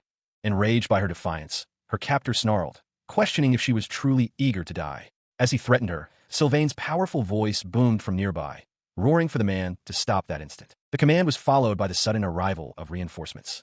Luke appeared at the entrance to the warehouse, his eyes wide with shock. He called out her name, demanding to know what she was doing in such a place. As the situation intensified, a cold, authoritative voice cut through the tension, freezing everyone in place. Prince Alexander had arrived. His face was a mask of pure fury as he ordered the captor to release Luna and get on his knees. The criminal flinched, terrified by the prince's presence. Without hesitation, Alexander commanded the knights to capture everyone. With the threat neutralized, a heavy silence fell between them. Luna apologized quietly to Alexander, admitting she couldn't even look at his face, knowing how angry he must be. She explained that she had only wanted to be useful, feeling she had done nothing while he investigated Bearfield. Convinced she had only gotten in their way, she was surprised when he simply asked if she was injured. She confirmed that she was not. He then pulled her into a sudden, tight embrace. With his eyes closed, Alexander confessed that the ordeal had been scary, his voice filled with relief. On the floor nearby lay the dagger that had been held to her throat moments before. She stood quietly in his arms, agreeing with his sentiment. The crisis was over. Sylvain approached, nudging her gently as Ricardo and Luke stood by, the captured criminals secured in the background. Sometime later, the group had moved from the dark warehouse to the brighter streets of the city. There, her escorts, Ricardo, Luke, and Mina, bowed deeply in apology to Prince Alexander for allowing such a dangerous event to befall the Saintess. However, Luna quickly interjected, insisting that she was the one to blame. She confessed that she had made the decision to chase after the man alone, leaving them behind. Alexander listened intently, finally understanding the full sequence of events. He stood beside Luke, who expressed his disbelief that poachers would target people from an orphanage. The prince asked for confirmation about the children's origins, and Luke affirmed they were most likely orphans. His attention then shifted to Luna. With a stern expression, he warned her to be far more careful in the future, reminding her that she had been perilously close to death. He added that her taking responsibility means the knights will not be punished. Subdued, Luna could only agree. He then announced his intention to visit the children, stating that Mina had already escorted them home. After summoning Ricardo to accompany him, he turned his gaze back to Luna and invited her to join them. Surprised, she questioned if she could really go. He reminded her of her recent desire to be useful, adding pointedly that this was a task only she could perform. The words sparked a flicker of hope in her eyes. At the orphanage, Prince Alexander explains the situation to Luna. He reveals that the poachers had been using the orphanage's basement as a hideout, a detail the man they captured had omitted. It was only after the church sisters took over that they realized 2 of the children, Yu and Myo, were missing. Alexander admits his shock at finding Luna there during his investigation. He then asks her to come with him. Luna, curious, asks what he needs her to do. He leads her to a door and opens it, revealing a large, round object inside. Inside the room rests an enormous white egg. Luke explains that it is supposedly the egg of a white eagle dragon, a creature so rare that little is known about it. Luna stares, captivated by the beautiful egg, remarking that not only are eagle dragons rare, but those with pure white wings are even rarer. After she takes in the sight, Luna understands that this is the subject of his request. Alexander confirms this, explaining that while they're searching the royal palace library, he hoped she might possess some knowledge they lack. Luna admits that she probably knows as much as they do, as information on breeding dragons is scarce and their habitats remain a mystery. Luke then wonders why the poachers would keep such a large egg hidden in the city. Luna reveals that it was apparently intended as a gift for Duke Bearfield, mentioning a legend that one can gain special powers by drinking the blood of a dragon. His expression hardens with disgust. Alexander surmises that Bearfield planned to drink the blood to prove himself worthy of being the next king, a thought that sickens him. Luna agrees that using it for personal gain is horrible. As they speak, the egg suddenly rattles, and Luna cries out that it just moved. Luke immediately recognizes the significance of this, stating that once a white eagle dragon egg starts moving, it is believed to hatch in less than a week. He exclaims that they must hurry back to the palace, and Alexander agrees. But she urges them to wait. Luna points out that since she just felt it move, it would be too difficult to safely carry such a large and heavy egg all the way from the warehouse to the palace. She then proposes a solution, asking if it would be all right for her to stay there and ensure the egg remains safe. After a moment of consideration, Alexander understands and agrees to her plan. He assures her she will not be alone, promising to have Mina stay with her. He adds that he will bring any useful literature he finds about the location. Acknowledging her superior knowledge of animals, he tells her, "I'm counting on you, Luna." With a bright smile, she accepts the responsibility. She spent the following days immersed in research, surrounded by stacks of books and her animal companions. With Prince Alexander and Luke nearby, she studied diligently, tried to learn everything possible about the rare white eagle dragon egg entrusted to her care. 6 days later, under the quiet of a starry night, she held the egg as it began to rattle. While Sylvain slept soundly nearby, she stroked its smooth surface, admitting to herself her growing anxiety. The palace library had yielded very little information, leaving her to hope that the creature inside would emerge safe and sound. Her contemplation was interrupted by a knock at the door. Prince Alexander entered, his expression serious as he immediately asked about the egg. Startled, Luna confessed that she was simply assuming it was fine, as she had no real knowledge of how to raise one. He softened slightly, reminding her to get some rest as well. He then presented her with a thick book, explaining that his older brother, Prince Julius, had asked him to deliver it. As Luna accepted the volume, she noticed a bookmark protruding from its pages, wondering what it could be. As she opened to the marked section, his eyes widened in recognition of the detailed diagrams and script. Tucked inside was a personal note from Prince Julius, hoping the information would be of some help. Overjoyed and relieved, Luna beamed at Alexander, thanking him for bringing it. With this book, she felt much more confident and made a mental note to thank Prince Julius as well. Her cheerful gratitude was met with a somber, distant look from the prince. Noticing his troubled expression, she asked what was wrong. He quickly brushed it off as nothing, though he privately acknowledged that she had now met his brother, whom he'd encountered by chance during a recent visit to the library. He then turned to her, asking for her impression of his brother. Before she could answer, he began to speak, his voice heavy with admiration. He explained that Prince Julius possessed a level of knowledge that was beyond comprehension, a trait he had displayed even as a child. His tone grew bitter as he continued, stating that his brother had been in good health and would have become the crown prince if not for backroom deals. He lamented that the country would have been better off. Luna forcefully interrupted, grabbing his arm. She declared that he was a fine crown prince, reminding him how he had saved the orphanage and driven off Duke Bearfield. She held his hand firmly, assuring him that he would certainly become a crown prince that no one could look down upon. With unwavering conviction, she added that Prince Julius was surely wishing for the very same thing. He questions if she is only trying to encourage him, but Luna's expression is sincere. She tells him that although she has only known him for a short time, she can feel the kindness hidden behind his rough words. She sees that his eyes never waver from their target and that he will do whatever it takes to help others, affirming that she knows he is worthy of becoming the king. She continues, admitting that it pains her to see him in such distress. Overwhelmed by her earnestness, Prince Alexander suddenly pulls her into a tight embrace. Startled, Luna asks what is wrong, as he reflects on how strange it is that a single word from her is enough to save him. He holds her close, his face buried in her shoulder, and pleads with her not to leave. He asks her to remain in his country, by his side, forever. Then, with his voice full of emotion, he confesses that he likes her. She processes his words, realizing that his voice, usually so confident, is trembling. She understands he is being serious. A flood of memories of their time together washes over her, as she acknowledges that she feels strong and at ease when she is with him. With a soft smile, she thanks him. Looking into his eyes with a warm, blushing expression, she reciprocates his feelings, telling him that she likes him too. They gaze at each other, their faces close, sharing a moment of mutual affection. The heartfelt confession culminates in a tender kiss, their embrace deepening in a quiet corridor. As the moment settles, Luna reflects on her own feelings. She feels the same ease with him and realizes that, before she knew it, she had wanted to do things for him. The truth dawns on her. She has fallen in love. Their quiet moment is suddenly shattered by a loud rattling and cracking sound from nearby. They turn in alarm to see the large egg on the table violently shaking and cracking apart. From a shattered shell, a small, white, bird-like creature emerges, letting out a soft chirp. Luna cries out in excitement, alerting Alex that the egg is hatching. With the creature now fully emerged, both Luna and Alexander stare in wonder, their faces lit with smiles. Luna exclaims how incredibly cute the hatchling is. Luna gently cradles the unsteady hatchling, which immediately nuzzles against her, chirping affectionately. Alexander smiles, remarking that it seems to think of her as its mother. Flustered, Luna muses internally that if she is the mother, then that would make Alexander the father, a thought she decides is too embarrassing to say aloud. She holds the small, downy creature, asking if it likes the name Pepillo. Prince Alexander, watching them, confirms that the hatchling seems to approve. With a gentle smile, Luna officially names the creature Papillo. He then steps outside and instructs Mina to take care of Luna. Inside, Mina enthusiastically declares that they must hurry and get Luna dressed for the party. Luna, holding the hatchling, notes that Papillo seems lonely without Alexander.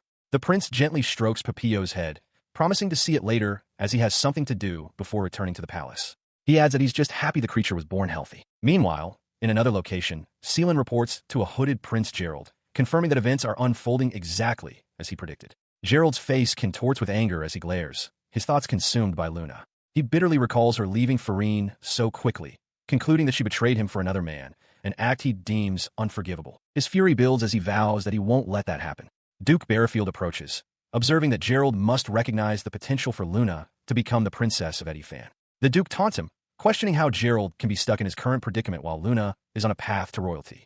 In a room filled with mannequins displaying an array of sparkling, elegant dresses, Luna Lofariel expresses her awe. Her small animal companions, including Jean, Rue, and Rin, marvel alongside her. She learns from her attendants that the queen herself instructed them to prepare this grand selection for her welcome party. Touched by the gesture, Luna graciously accepts, stating she will gladly wear them. As she considers the dresses, her mind drifts back to a pivotal memory, realizing that her first encounter with him was the beginning of everything. She recalls the moment Rin presented her with a beautiful stone, a simple gift that would soon hold much greater significance. From Prince Alexander's perspective, that moment was equally transformative. He remembers thinking that if he hadn't heard Rin's voice that day, he never would have met Luna. It was he who took the stone Rin gave her and had it fashioned into a necklace. Returning from her reverie, she is met with the enthusiastic cries of her small companions. Jean and Rue eagerly ask if she will wear all the dresses, urging her to hurry up and try them on so they can see. Luna laughs, happily telling them to give her a second. Her attention then shifts to the small dragon hatchling, Papillo, clinging desperately to her clothes. She asks Mina to please hold the creature, but Papillo resists, its tiny claws scraping against the fabric as it pleads to stay. As Mina takes the crying hatchling, she tries to soothe it, promising she'll be right there. She then quietly suggests to Luna that perhaps Papillo sees her as its mother and is lonely because its papa isn't around. The implication makes Luna flinch in surprise. She recovers quickly, however, and agrees that having a mother and father is important. With a soft smile, she voices her hope that Papillo can meet Alex Papa soon. Mina mumbles in embarrassment at the directness of the statement, while a faint spark of energy crackles nearby. The source of the sound is revealed to be Prince Alexander, who suddenly appears with a deep, formal bow. He startles them by apologizing profusely, explaining he didn't mean to eavesdrop, and urgently asking if they were discussing what happened in the church. Before anyone can respond to the prince, Sylvain appears in the doorway. He calmly clarifies the situation, stating that he happened to overhear their conversation while bringing a midnight snack and that anyone would have heard them, given how loudly they were talking. This revelation sends Luna into a spiral of mortification. Her face flushes a brilliant red as she covers it with her hands. Mina points out her blush, while Rin, Jean, and Rue begin to speculate excitedly about whether they were talking about hugging or kissing. Overwhelmed, Luna begs them all to stop. She buries her face in her hands, overwhelmed with embarrassment. Mina, her maid, attempts to console her, insisting that as the saintess who saved the country, she and the prince are a perfect match. But Luna can only lament the mortifying situation. Her animal companions, however, are swept up in the excitement.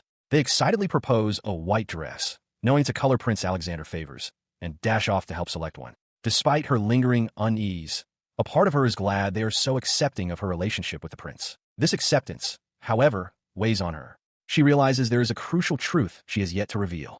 As memories of her past with Prince Gerald and Isabel surface, she understands she cannot continue to stay in this country under false pretenses. She must tell them that she is the exiled former fiancée of Farine's crown prince. She reflects on the painful truth. She was never truly in a romantic relationship with Gerald and had lied about the real reason their engagement was annulled. A wave of fear washes over her, the fear that they might be angry, but her hatred for keeping secrets from those she loves is stronger. Her resolve hardens. Before the feast begins, she will tell Prince Alexander everything. At the castle entrance, Prince Alexander welcomes another guest, the young unicorn Fuel. He recalls Luna's message, explaining that the adult unicorn Orzels should wait until the gate security was less stringent. He muses to himself that despite her title of saintess, she is, at her core, a summoner. As he stands there, whispers travel through the crowd of nobles. They question whether Luna truly deserves such a grand feast, speculating that the prince is simply besotted with her. The murmurs reach Alexander's ears, and he tenses, ready to intervene, but Luke quickly steps in to stop him, advising that there is no need for him to act. At that moment, all conversation ceases. Luna appears at the top of the grand staircase, radiant in an elegant gown, the necklace from Alexander adorning her neck. With Sylvain by her side, her presence commands the attention of the entire hall, silencing the gossiping nobles. His eyes find hers, and he moves to her side, taking her hand. He tells her she looks amazing, calling her the most beautiful woman in the room. Flustered but pleased, Luna thanks him for the compliment, admitting that while he exaggerates, his words make her happy. He gently urges her forward, explaining that everyone is waiting for them. But she holds him back, her heart pounding in her chest. She insists there is something she must tell him first. Taking a deep breath, she begins to speak. Actually, But her confession is cut short by a sudden, loud bang. Her attempt to confess was shattered by a booming voice. Count Barungel, the Girid ambassador, pointed an accusing finger, warning Prince Alexander not to be deceived. He declared that the woman in the prince's arms was no saintess, but a cunning traitor. Prince Alexander's expression hardened. He demanded that Count Barungel prove his claim immediately, stating he would not forgive anyone who insulted the saintess that saved his country. The count, however, merely smirked, replying that he wasn't joking and had spoken to someone who knew the girl very well. As he spoke, Alexander's ears twitched, catching a new scent on the air. His gaze followed the scent to its source. Stepping into the hall were Prince Gerald and Isabel from the kingdom of Farin. Luna's eyes widened in pure shock, her mind reeling as she wondered why they were here. He turned to Luna, asking if she knew them. Before she could form a reply, Isabel stepped forward with a disarming smile. She confirmed that they knew each other and then dropped a bombshell. Luna, she announced, was Prince Gerald's fiancée. Isabel continued her venomous narrative, claiming Luna had abandoned Gerald and fled her country, only to switch her affections to Prince Alexander. The lie struck Luna with the force of a physical blow. She cried out that it wasn't true, that they were the ones who had broken the engagement behind her back. Her desperate denial was met with more lies. Prince Gerald stepped forward, his voice dripping with false indignation, declaring that her leaving the country and finding another man so quickly was all the proof he needed. Luna stared, aghast, at the complete distortion of the truth. The accusations hung in the air, thick and suffocating. Prince Alexander turned his head slightly, his gaze averted, and quietly asked Luna why she hadn't told him about this. She flinched. Panic seized her as she realized it was her fault for not speaking sooner. Anything she said now would sound like an excuse. He wouldn't even look at her. As the crowd began to chatter, Isabel addressed the prince with feigned sincerity, apologizing but insisting that this was the truth. For Luna, the world collapsed into a single, crushing thought. She was hated now. Her despair was broken by a harsh grip on her arm. Prince Gerald seized her, declaring he couldn't allow someone who shamed Farin to remain in another country. He announced they were returning at once, and that she would come home to confess her sins to that beast. He twisted her arm, forcing a cry of pain from her lips. "Let go," he commanded. But Luna resisted, her heart shattering at the thought of this farewell. Tears streamed down her face as she screamed, "No, I don't want to go." Her eyes widened in shock as a sharp crack echoed through the hall, the sound of a heavy impact. The sound came from Prince Alexander's fist connecting with Prince Gerald's face. Gerald collapsed to the floor, stunned and enraged. He sputtered in disbelief, demanding to know how Alexander dared to strike him. He stood over the fallen prince, his expression cold. Alexander stated that while he didn't know the full history between them, he knew Luna to be a wonderfully strong and kind woman, not the person Gerald described. Identifying Gerald as the reason for her tears, he sternly demanded an apology for the insults. His gaze then softened as he turned to Luna. He gently told her that while he wished she had confided in him about any secrets, he would only believe her words. As he spoke, he tenderly wiped a tear from her cheek. She looked up at him, overwhelmed by his trust, and managed a quiet apology and a heartfelt thank you. Their moment was shattered as Prince Gerald scrambled to his feet, his face contorted with rage. He roared not to be underestimated, declaring that Luna must be brought back to Farin to appease Seelan's wrath. With the sharp ring of steel, he drew his sword and demanded that Alexander hand her over. He lunged forward, but his attack was abruptly halted as thorny rose vines erupted from the floor, ensnaring both him and Prince Alexander and binding them tightly. The vines tightened their grip as a brilliant magic circle illuminated the hall beneath them. Gerald struggled furiously, demanding to be released. Isabel gasped, identifying the restraints as rose vines, just as a calm, disdainful voice pronounced the entire affair foolish. The voice belonged to Seelan, who appeared with a cold, detached expression, a single thorny vine wrapped around his hand. Luna recognized him with a start. Nearby, Isabel seemed to have a sudden realization, connecting a familiar scent to her father and the opportunity Seelan had given her. A regal, long-haired man with fox-like ears and a fur mantle gazes down with a severe expression.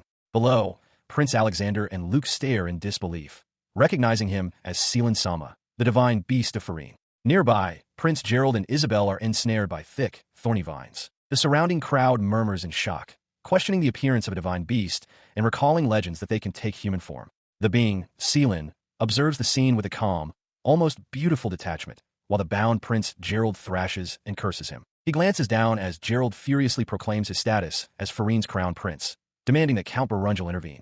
Seelan's hand, tipped with sharp black claws, flexes slightly as he states that he feels no guilt in dealing with someone so contemptible. His gaze remains cold as he reminds the prince of a vow he broke, stating that Farin's king had accepted the one chance Seelan offered. He explains that the thorns binding them are a direct result of their ugly and disrespectful hearts, and that the mark on Gerald's forehead would have vanished if he had truly repented for his actions against Luna. He delivers a final judgment. If their hearts refuse to change, the thorns will never be removed. As Gerald and Isabel cry out in protest, demanding their release, a brilliant light begins to emanate from them. The prince's shouts of defiance turn to curses as the light intensifies and their forms begin to fade away. In a final, blinding flash, they vanish completely. Luna stares at the empty space, stunned, wondering if Seelan was responsible for their disappearance. From across the room, Prince Alexander watches the aftermath, his expression one of pure awe. He realizes the truth. The divine beast Seelan's abilities are on a level far beyond anything he could have imagined. His attention then shifts. Seelan turns towards Luna, his severe expression softening into one of gentle concern. He asks if she is hurt, and she quietly confirms that she is all right. He then addresses the court, apologizing for the interruption to their banquet caused by what he calls some of my people. He reassures them not to worry, as the two are still alive. He has simply sent them back to Farin's temple. He then addressed Luna, explaining that while he had confined her tormentors, their ultimate punishment would be left to the humans. A soft glow emanated from his fingertip as he prepared a final gift. As an apology, he bestowed his blessing upon her, a protective ward that could watch over her even from afar. Luna, held by Prince Alexander, looked toward the divine beast and called out, "Dad." Seelan acknowledged her, admitting that while he had intended to bring her back with him, he understood her desire to remain in this new land. As this exchange occurred, Sylvain trotted towards Seelan's female form, remarking on her increased strength. She, in turn, asked the great wolf if he still wished to stay by Luna's side, even now that she had her father's blessing. The wolf affirmed his loyalty with a grateful look toward the divine beast, whom he also called Dad. Seelan accepted Sylvain's decision, though he confessed that he would feel quite lonely without him. With all matters settled, he announced his imminent departure. Before leaving, however, Seelan turned his gaze to Prince Alexander and posed a direct question.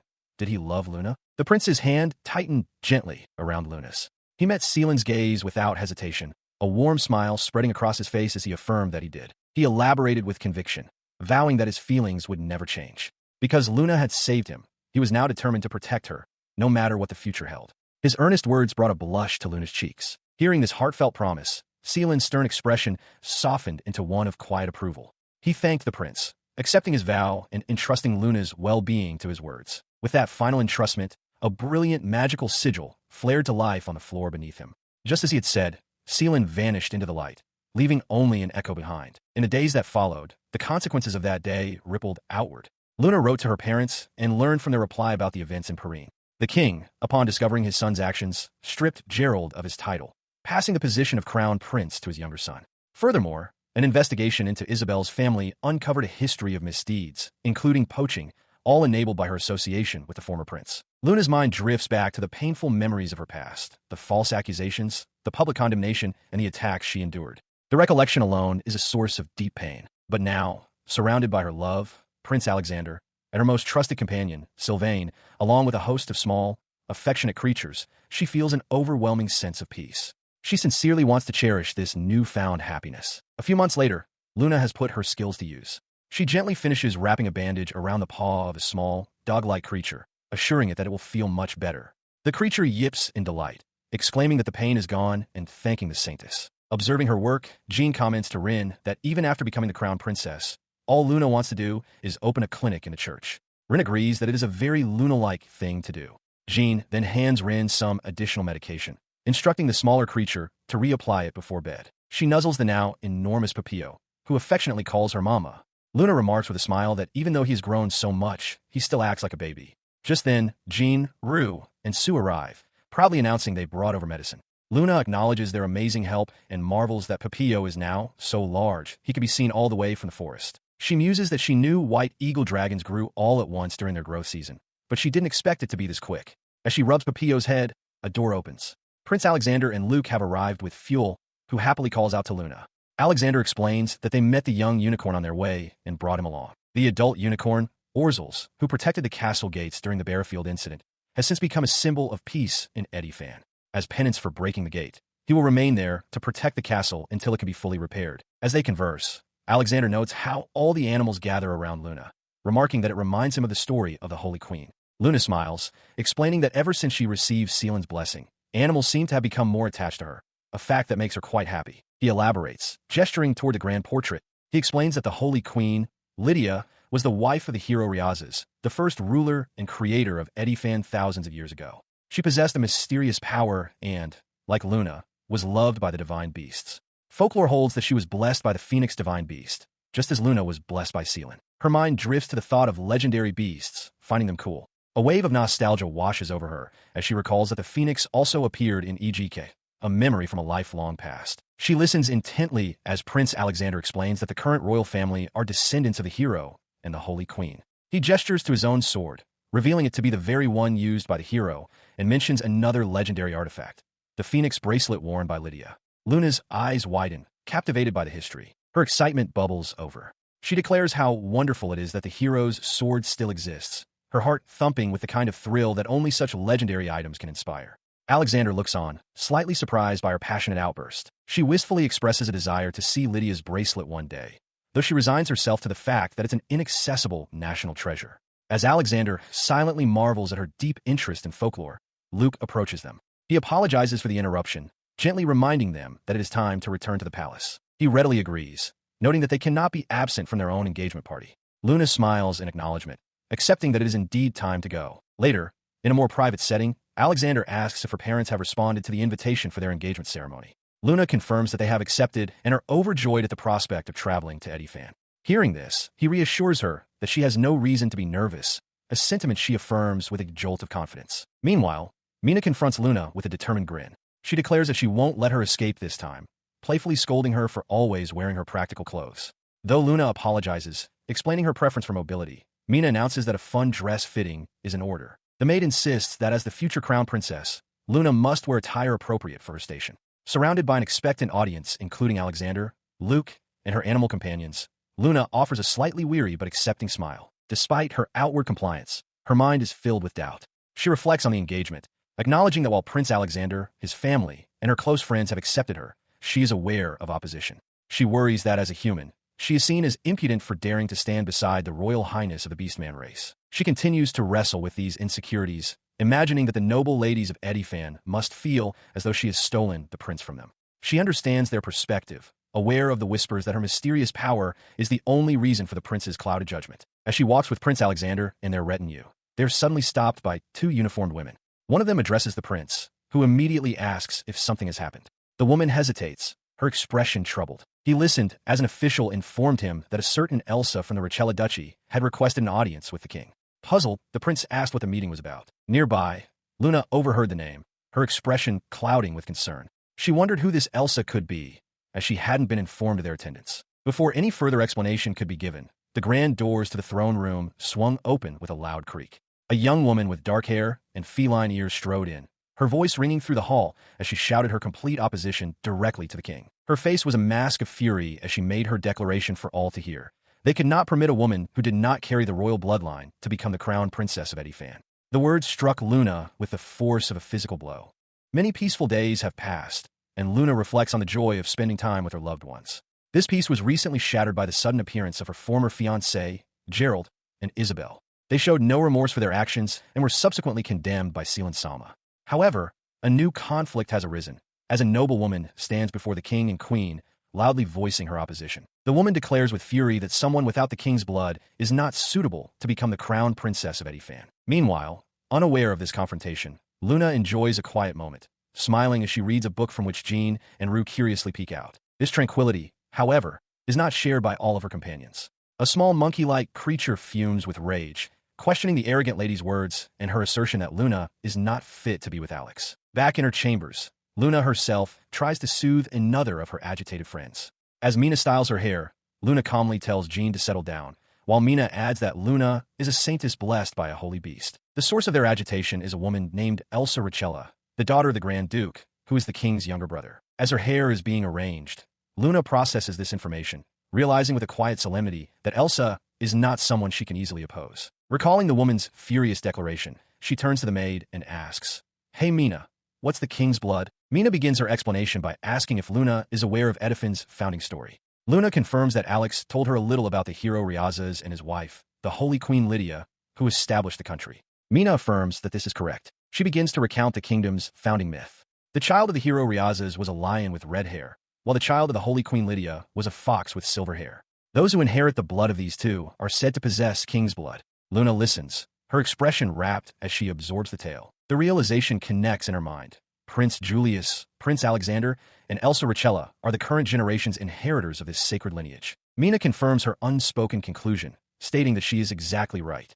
She adds that it is very rare for 3 children with the king's blood to be born at the same time, and that this is the reason for Elsa's earlier outburst. She elaborates that for generations, those showing signs of king's blood have become the nation's rulers. While it is possible for someone without it to rule if no such heirs are born, Luna's potential union with the prince will be the first time in history a non-beast person has joined the royal family. Luna remains silent, contemplating the weight of this tradition. Luna murmurs that she understands. She now sees why everyone, including Elsa, believed the next king would marry Elsa, as they share the same pedigree and grew up together. As Mina notes that she hasn't seen Elsa in a long time, a firm knock sounds at the door. Mina invites the visitor in. The door opens to reveal Prince Alexander, who immediately apologizes to Luna for what happened earlier. She looks at him puzzled. Earlier, she asks, prompting him to specify he meant their encounter with Elsa. He steps closer, his expression earnest. He confesses that he thought she must have been offended by Elsa's harsh words. Luna simply stares back, her eyes wide. In response to his concern, she simply shakes her head in a silent, definitive gesture. She then looks down toward her feet, her voice steady. She states that she is aware of her position and did not think her being there would be accepted by everyone. Her resolve declared. She watches as Prince Alexander's expression softens.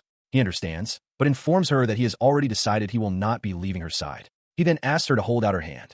Confused by the request, Luna complies, extending her arm. As she does, a delicate bracelet materializes around her wrist with a soft chime. The light it emits is beautiful, and she wonders what it could be. Nearby, Jean and Rue gasp in delight at how pretty and sparkly the object is. She looks up at the prince, asking what he has just given her. Alexander explains that it is something he wanted her to have, the bracelet of the Holy Queen Lydia. The revelation leaves Luna utterly speechless. Her mind floods with panic. She recognizes the name. It is a treasure of the Edifant royal family. She internally questions why he would give such a thing to her, recalling that while she had always wanted to see it, she never imagined possessing it. As he gently secures the bracelet, she can only stare at him in shock. He then lifts her hand to his lips, his gaze intent, and places a soft, reverent kiss upon it. The sudden intimacy sends a deep blush across her face. Her heart pounds as she cries out his name, flustered and asking what he is doing. The display delights Mina, while Sylvain, Papillo, and Fuel watch with quiet curiosity. The bracelet, a symbol passed down to the queen of every generation, gleams on her wrist. He meets her gaze with a reassuring smile, stating that regardless of what others may say, both the king and queen approve of her, and the bracelet is proof of that.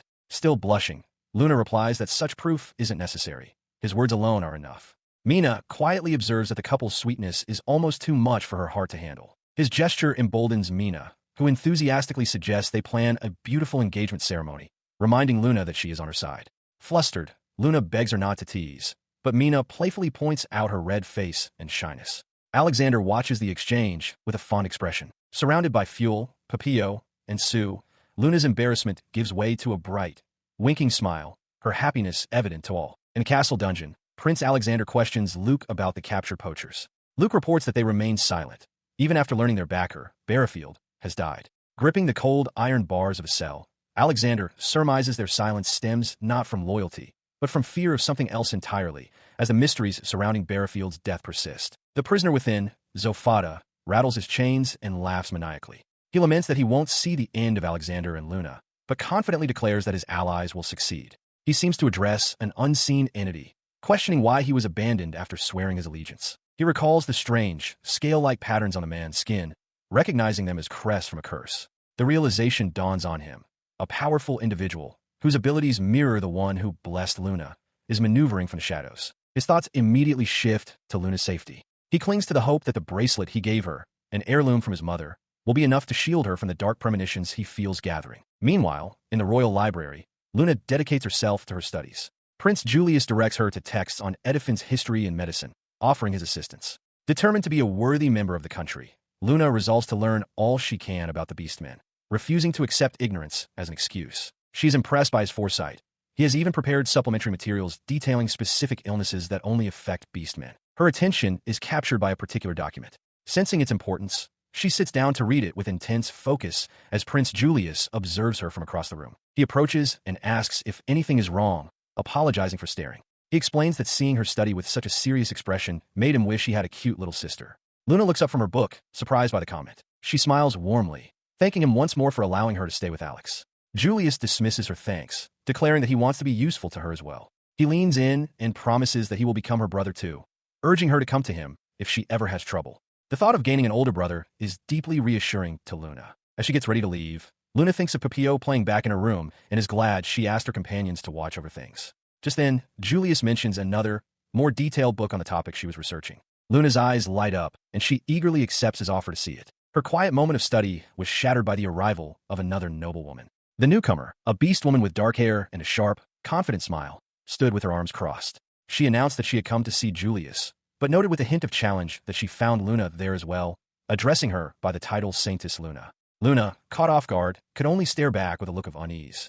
Inside the library, Elsa Richella interrupts Prince Julius and Luna Lothario. She notes the perfect timing, stating she had something to discuss with him. Julius, displeased, questions the unreasonableness of her appearing without notice to disrupt his engagement. Unfazed, Elsa challenges him, asking if he believes she truly wants to become the crown princess and ascend the throne. She confirms with a smirk that he is correct. She stands proudly, declaring that as a person who inherited the royal bloodline, she is far more suited to be the crown princess. She dismisses Luna with contempt, referring to her as a woman wearing a sad-looking bracelet. Julius listens, his expression growing stern. He is stunned by her words. A memory flashes through his mind, his mother telling him and his siblings the legend of the cetane bracelet as they looked on with sparkling eyes. He remembers that Luna is now wearing that very bracelet. The disconnect is jarring, and as a book clatters to the floor, he looks at the woman before him and demands to know who she is. The imposter Elsa feigns confusion. His shock solidifies into a horrifying realization. For Elsa, someone he knows loves their country more than anyone, to say such things, it's impossible. He concludes with certainty that this is not the Elsa he knows. He gives voice to his conclusion, shouting at the dark figure before him, demanding to know her true identity. Her facade cracks. The imposter's face twists in frustration as she curses under her breath, realizing her deception has been uncovered. She quickly regains her composure, a condescending smile returning to her lips. She feigns ignorance about the bracelet, remarking that she's never seen it before and hadn't expected it to already be in the Saintess's possession. As she speaks, a sinister, swirling mark materializes on her face. Julius's eyes widen in recognition. He knows it immediately. She is being manipulated. He identifies it as the mark of the evil god, Valset's. Caught, the possessed Elsa admits that since the brilliant Prince Julius has figured it out, there's nothing more she can do. His mind races with the lore of Valset's, a nine-headed snake god sealed away by the sacred beasts. He recalls that worshippers of this evil god still exist, using negative emotions to fuel powerful magic. The thought of Elsa being manipulated by such a force is unbearable. His hand moves, and with a soft metallic ring, he draws a small dagger. Before he can act, the possessed Elsa declares that she can't do anything now that she's been caught. In a swift, shocking movement, she raises a dagger to her own throat. Julius freezes, his hand outstretched, powerless to stop her. She presses the dagger to her own throat, a desperate act that causes Prince Julius to recoil in shock. He realizes with horror that this entity cannot be the Saintess. Before he can intervene, the blade pierces her skin. The dagger clatters to the floor. The possessed Elsa apologizes to Julius, claiming she is at his mercy and that this was the only way to save her father. Julius, however, sees through the ruse, recognizing it as a desperate attempt to counter the Black Snake's curse through suicide. He roars that he will not let her die. Just as Luna Lothario appears, calling out Elsa's name, she wastes no time, immediately enveloping them both in the brilliant light of a healing skill. The entity within Elsa is taken aback, recognizing the rumored miracle power, but inwardly mocking Luna's foolishness for healing its host. Her fingers cradle the shimmering energy as she concentrates, commanding her magic to return to its full power. The light intensifies dramatically. The possessing entity cries out in confusion, wondering what this power is as its control over Elsa's body begins to wobble. From the side, Prince Julius shouts Elsa's name in alarm. As the glow subsides, Luna reflects on the draining nature of high-level skills like Dispel, which can purify darkness and remove curses. Relieved that it seems to have worked, she announces that everything is okay now. She stands over Elsa's unconscious form, the dark markings now gone from her face. With cold resolve, Luna addresses the vanquished spirit, stating that while she doesn't know its identity, she will not permit it to use another's body as it pleases. Prince Julius calls out her name, relieved. Luna reassures him that Elsa is simply sleeping. She then instructs Ricardo to find and bring Prince Alexander. As he leaves, she quietly wonders if the increased potency of her skill is a result of Seelan's blessing. Unseen by the others, a dark, shadowy essence is violently expelled from Elsa's body, writhing for a moment before dissipating completely. Her body slumps, but the darkness within her is far from defeated. Vicious black tendrils erupt, coiling around Prince Alexander and Luke, squeezing them tight. The entity possessing Elsa laughs, its voice mocking Luna's efforts. It sneers that the Saintess's power is meager, leaving Luna stunned and questioning why her skill failed. It reveals a horrifying truth. Luna's holy power only provoked the evil god Valsets, allowing the entity to draw forth even greater strength. As the tendrils tighten their grip, it cruelly suggests Luna use her power to free the men, only to immediately refuse her silent plea. Luna frantically assesses her options, realizing Dispel has no effect and any offensive skill would harm everyone. She has exhausted her abilities. Within the darkness, Elsa herself fights back, tormented by a shrill screaming in her mind as she struggles against the entity's control, begging it to stop. Her struggle culminates in a single, desperate plea directed at the horrified Saintess. With what little control she has left, Elsa begs Luna to kill her. She insists, revealing a small, bloody dagger on the floor beside her, a failed attempt to end it herself. She warns Luna that she must act, but Luna cries out in refusal, unwilling to grant the grim request. Her voice softens as she explains her reasoning. Looking at the tormented beast woman, Luna tells her that if she were to die, Prince Alexander would be utterly devastated. The moment of connection is shattered as the entity reasserts control, laughing wildly at Luna's sentiment. It mockingly calls her a fool and roars a promise to make everyone die in misery, demanding they cower before the might of Valsets. A wave of despair washes over Luna. She sees no clear path to victory. Yet, a deeper resolve hardens within her. She refuses to give up. She will not let the entity have its way. This resolve manifests physically as she clenches her fist with absolute conviction. A bracelet on her wrist begins to glow with a soft, determined light. Her unwavering determination unlocks a new level of power. A profound understanding dawns.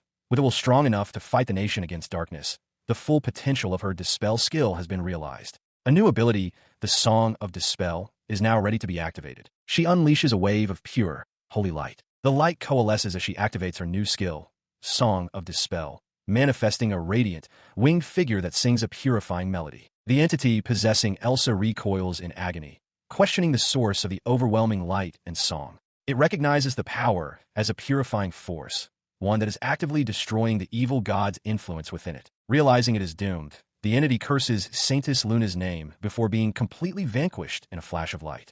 The dark miasma dissipates, and Elsa's body collapses to the floor, unconscious. Luna, drained, gasps for breath. The sound of a door crashing open echoes through the room as Prince Alexander and Luke rush in. Alexander calls out, asking what the flash of light was, and both men are stunned to see Luna standing there. She rushes to Elsa's side to check if she is okay. Luna explains to the others that she is alright, having just used a bit too much of her power and that the light was her doing. Her primary concern, however, is for Elsa. Prince Julius now holds the disoriented Elsa, explaining that she was being manipulated by the evil god Valsets. As Elsa slowly comes to her senses, she is horrified by the realization of what she has done. Luna observes, noting that Elsa's hair has returned to its normal color, confirming that the real Elsa has returned. Elsa turns to the group, deeply apologetic for the horrible things she did. Luna reassures her, insisting she shouldn't feel bad since she was being manipulated. Elsa thanks Luna for saving her, remarking on the warm and comforting feeling of her power. With a gentle smile, she tells Luna that Alexander has found a wonderful person to have by his side. His expression turns somber. Alexander confesses that he feels weak, admitting that he once liked Elsa as well, but because of his weakness, he decided to live with his family in their territory instead. Elsa chuckles softly, dismissing his concerns. She tells him it's an old story and that hearing about his great relationship now only pains her heart. She clarifies that nowadays, she sees him as nothing more than a younger brother. Now free from the malevolent influence, she is gently questioned by Luna. The Saintess asks what happened, who was manipulating her, and why her actions were tied to saving her father. With a somber expression, Elsa agrees to reveal everything. Her gaze hardens with a memory. She begins her story, explaining that it all started when she met a man named Rufocilio. The man she speaks of is revealed, a tall, imposing figure with long, dark hair, standing in a grand hall. He is Rufocilio, the crown prince of the Gyrant Kingdom. A few days ago, a package arrived from Rufocilio. Luna explains to Prince Alexander and Luke that the package was sent to her because Rufocilio was aware of her father's illness. She continues, telling Elsa that inside was an apology for the actions of the former Gyrant ambassador, Barungel, as well as the very herbs needed to cure her father. Luna's recollection concludes with the fact that a letter was also included, expressing Rufocilio's desire for a secret meeting.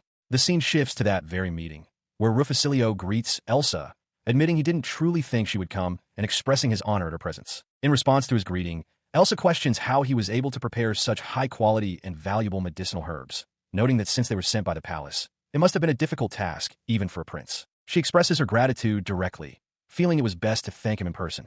Rufocilio dismisses her thanks, casually stating that he simply happened to hear she was looking for them. He adds that he's glad it was worth the effort of finding them, and then inquires about the health of her father, Archduke Ricella. Elsa confirms that thanks to the herbs, her father is doing much better. His expression turns serious as he gets to the heart of the matter, asking if the reason he sent the herbs is connected to his request for this secret meeting aboard the ship. Elsa internally resolves that since she has no information on Prince Rufocilio, she must ask him directly for the truth. She states aloud that his gift is far too grand to be a simple apology for the former ambassador and demands to know his true purpose. He admits he wishes he could claim to have no ulterior motives. Then, in a sudden move, he grabs her arm, startling her. He reveals his true intention, to request her father's cooperation in restoring the relationship between Geraint and Edifant. She listens as the prince apologizes for his shameful request, explaining that he sought this secret meeting to ask for her power. She silently processes his words, understanding that a direct approach from a Geraint prince to Edifant would be counterproductive, especially given her father's position as the king's younger brother. She agrees to cooperate. Overjoyed, the prince thanks her profusely and squeezes her hands, his reaction catching her by surprise. She finds him much cuter than she initially thought and reflects that it has been a long time since she has spoken with a man like him. In a memory from another time, her grandfather complains bitterly about Prince Alexander's fiancée, dismissing her as a villain regardless of her status as a saintess. He urges his grandson to give up, but Elsa interjects firmly, refusing to believe the slander because it was Alex who chose her. The conversation reveals that Prince Alexander is now engaged. Back on the balcony, her thoughts drift to the man she has loved for so long getting married to someone else. She inwardly questions if she can truly congratulate him from the bottom of her heart. Noticing her somber expression, the prince asks if something is troubling her, but she quickly dismisses it, claiming she was just lost in thought. He leans in closer, beginning to tell her something he knows might be shocking, especially since they have only just met. He confesses that from the moment he first saw her, he was instantly attracted. As he speaks, a sudden crash from behind sends him stumbling forward, directly into her arms. He asks if she's all right. As she holds him, a thought crosses her mind. If she responds to his feelings, perhaps she could finally forget about Alex. She considers allowing herself to give in. Her internal conflict gives way to action, and their lips meet. But almost immediately, a wave of regret washes over her as she realizes she has made a terrible mistake. The moment is shattered by a sharp, sudden impact. The prince strikes her forcefully on the side of her neck, his feigned affection vanishing in an instant of calculated violence. She collapses, gasping for air. Her throat feels like it is on fire, and the world spins around her. Standing over her, the prince coldly asks if it is painful, assuring her she will get used to it. He reveals his true motive. Capturing the Archduke's daughter was easier than he thought, and she is a much better piece to control than Bearfield. Her captor, a sinister mark glowing on his forehead, leaned in with a predatory smile. He informed the incapacitated Elsa that he expected great things from her. Elsewhere, Prince Alexander slammed his fist on a table in fury, exclaiming what an underhanded trick it was. He had realized the mastermind behind Duke Bearfield was none other than the Crown Prince of Geraint. Luke noted that this explained why the poachers refused to speak. They feared Rufocilio. Luna, looking horrified, added that the spell must have been what killed Bearfield. She turned to Alexander, a worried expression on her face, and asked him what he meant. A dreadful thought occurred to her. Perhaps the annulment of her own engagement had also been orchestrated by Rufocilio. He confirmed her fears, explaining that he'd heard Isabel's father, Count Trudel, was close with Geraint. With Luna out of the picture, Isabel was intended to become the crown princess. He continued to connect the pieces, reasoning that if that were the case, Count Trudel would gain the right to be involved in national affairs. He concluded that Rufocilio must have been manipulating the Count through Bearjol the entire time. The full scope of the plot dawned on him. By gaining control of Rocheleria through Elsa and Farine through Isabel, Rufocilio would be free to make his move anywhere, possibly aiming to take over the world. As he processed this, Luna gently took Elsa's hand, asking where Rufocilio was and if her uncle was safe. Elsa explained that Rufocilio had returned to his country and that her father was now giving her orders to relay to his subordinates. His shock was palpable. Alexander realized Elsa was under house arrest, guarded by a high-ranking official from Geraint. He declared they must rescue her immediately, theorizing that the arrangement meant the evil god's power couldn't control multiple people at once. The young woman cried out in alarm, fearing her father would seek revenge on her uncle now that his curse was lifted. Alexander ordered Luke to prepare for immediate departure, but Elsa despaired, stating that the 2-day journey by horse would be too slow to stop him. She, however, looked up with a confident smile. Luna calmly assured them that it would be all right, because they have strong and trustworthy allies. Her companions quickly rally behind her plan. Luke, standing beside Prince Alexander, affirms his commitment, stating that he understands the gravity of the situation and will, of course, offer his help. As he speaks, his resolve hardening, he adds that if Prince Rufocilio is truly the mastermind, then he cannot be forgiven. At the same time, Luna takes a firm step forward on the cobblestones, ready for action. With the immediate plan set, Prince Alexander begins delegating. He instructs Luke to inform his father about the situation in Girant and to prepare a personal letter detailing Rufocilio's actions. He then turns to Luna, apologizing that their engagement ceremony must be rescheduled yet again, but she assures him it is not the time for such concerns. Finally, he offers his gratitude to the holy beast, Orzels. He expresses his concern for her, and a small smile touches her lips. She is glad that he cares, but the thought is fleeting as she reminds herself that time is of the essence. Before they can depart, a frantic shout cuts through the air as Elsa Richella rushes towards them, calling out their names. She skids to a halt before them, her appearance startlingly different. Her long hair has been shorn short. Elsa, her expression resolute, declares that she is ready to end the conflict. She understands their position, but insists she knows her country better than anyone and cannot stand by while it is in danger. She pleads for them to take her with them. Her gaze is unwavering, filled with a desperate resolve. Luna meets that intensity and, after a moment's consideration, turns to the prince. She voices her agreement. She continues, explaining that if she were in their situation, she would be incapable of simply sitting back and doing nothing. Alexander looks to Luna, processing the weight of Elsa's words. Elsa makes one final, desperate plea for their help. Prince Alexander observes her, his expression shifting from consideration to a confident smile. He gives his consent. Overjoyed, Elsa thanks them both profusely. With the party now assembled, Luna turns to her other companions, Sylvain, Orzels, and the small creatures perched on a unicorn's back. She announces that she is heading off. Her gaze falls on the small, innocent beasts, and she decides internally that she cannot take them into such danger. She trusts that Sylvain will be fine, but the little ones must stay behind. She holds a young white eagle dragon, Papillo, who cries out in protest against her departure. She apologizes, explaining that the matter is urgent and cannot wait, but promises that she and Sylvain will return as quickly as possible. The hatchling, still uncertain, asks if she truly means it. She confirms this, gently asking Papillo to be a good child and wait for them. The young creature reluctantly agrees, promising to come back fast. With a farewell settled, the unicorn, Orzels, addresses the other small companions. It instructs them all to stay at home and keep Papillo company while she is away. The small creatures readily accept, telling Luna to leave it to them. Her goodbyes complete, she turns to the waiting party. Prince Alexander asks if she is ready for departure. She confirms that she is, and Sylvain affirms his own readiness beside her. To facilitate their journey, she prepares a special skill. A magical interface appears before her with a soft chime, its light reflecting in Sylvain's observant eyes. The interface confirms her choice, the skill blessing. An ethereal vision manifests, a stampede of spectral unicorns, shimmering with light and power. The immense power radiating from the spell does not go unnoticed. Elsa Richella gasps, remarking that the rumors were true. She feels herself engulfed in a strange light and can feel her own power surging. She realizes with awe that this must be the power of the legendary, holy Queen Lydia. With her magical transport now ready, Prince Alexander seizes the moment. He points forward, his voice ringing with urgency as he commands the party to head out to Rocheleria. Luna's expression is one of pure resolve. Far away, in a chamber stained by violence, news of their departure has already arrived. Crown Prince Rufocilio sits amidst the carnage of a recent slaughter, blood spattered across his face. He reviews a report on Edifant Saintus, a faint, chilling smile playing on his lips as he finds the development interesting. Before a vast assembly, Crown Prince Rufocilio raises his voice, his back to the crowd. He declares to all that his father was killed by the treacherous cowards from Edifant. He recalls the moment with bitterness, remembering how Barungel, manipulated by Edifant Saintus, murdered his father. He felt utterly helpless, only able to cut Barungel down after the deed was done. Elsewhere, Prince Gerald's fist clenches in fury. He roars that the Saintess is a witch and that they cannot forgive Edifant's new crown prince, Alexander. He vows that they will first seize control of Rocheleria and then completely destroy Edifant. Observing the fervor, Duke Barrafield smirks. He internally marvels at how easily the masses are deceived, feeling a surge of power from an evil god's anger coursing through him. He offers a silent, mocking thanks to Saintess Luna for her role in the chaos. Under the cover of night, a different scene unfolds. Prince Alexander, Luna, and their companions arrive at a grand estate, riding upon the backs of majestic unicorns. Alexander expresses his disbelief that they arrived in a single day, while Luna offers her gratitude to King Orzels and the other holy beasts. As a map of the estate flutters nearby, Alexander summarizes the enemy presence. 4 of the Archduke's servants and 14 of Rufocilio's minions. He asks Luna if her Saintess powers can locate them.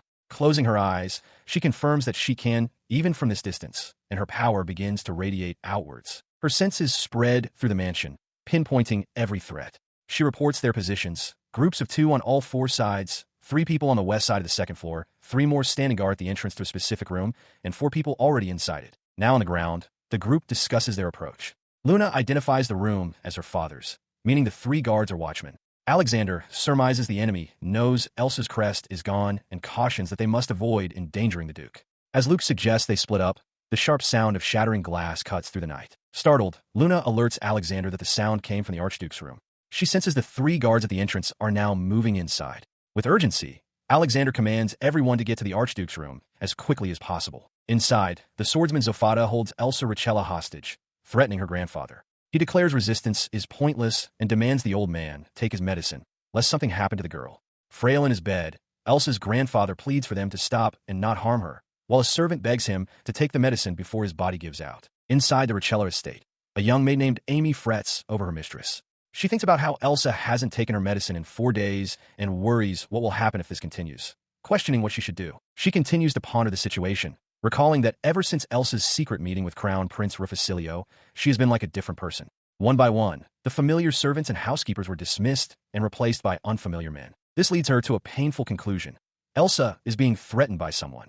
She believes there is no other explanation for her mistress's recent behavior and is certain that Elsa's actions are meant to protect her. Her worry extends to Elsa's grandfather, who clutches his chest and murmurs that if he were to die. Amy's thoughts spiral into panic, wondering what to do. She cries out for someone to help them, and her plea is answered by a deafening bang as the doors are blasted open. The sudden intrusion startles Zofata, who whirls around in alarm. Before he can react, a brilliant flash of power erupts at his feet, sending a shockwave through the room. He is answered not by words, but by action. Prince Alexander lands with devastating force, shattering the stone floor beneath him. With cold authority, he commands Zofata, "Don't move." He turns his attention to the terrified maid, Amy, asking if she is all right. As she confirms she is, he glares back at their captor, warning him not to move unless he wants his neck broken. Freed from immediate danger, Amy rushes to Elsa, embracing her with overwhelming relief. The embrace breaks through Elsa's hardened facade. Tears of gratitude stream down her face as Amy thinks to herself, thankful that the kind mistress she knows has finally returned. Amid the reunion, Amy notices Luna standing with the prince and asks if she is also one of the knights. Another maid quickly explains that Prince Alexander and Luke Sama brought the Red Lion Knights to rescue them. The moment of calm is shattered when a maid cries out in terror that Elsa's grandfather isn't breathing. Elsa whirls around, her relief turning to sheer horror as she sees her grandfather lying motionless. She screams his name in anguish. Her world crumbled as the maid confirmed the worst. Her grandfather no longer had a pulse. Crying out in denial, she tried to reach him, but Luna pushed forward with urgent determination. The Saintess insisted there was still time if his heart had only just stopped. As she moved to the old man's side, Elsa questioned her actions, but Prince Alexander held his ground, telling Elsa to stay back and trust Luna. The maid, Amy, voiced her unwavering belief, certain that Luna-sama would succeed as she always had. Kneeling over the still form of the Archduke, Luna began a rhythmic series of compressions on his chest, counting methodically. In the background, Amy had a sudden, stunning realization.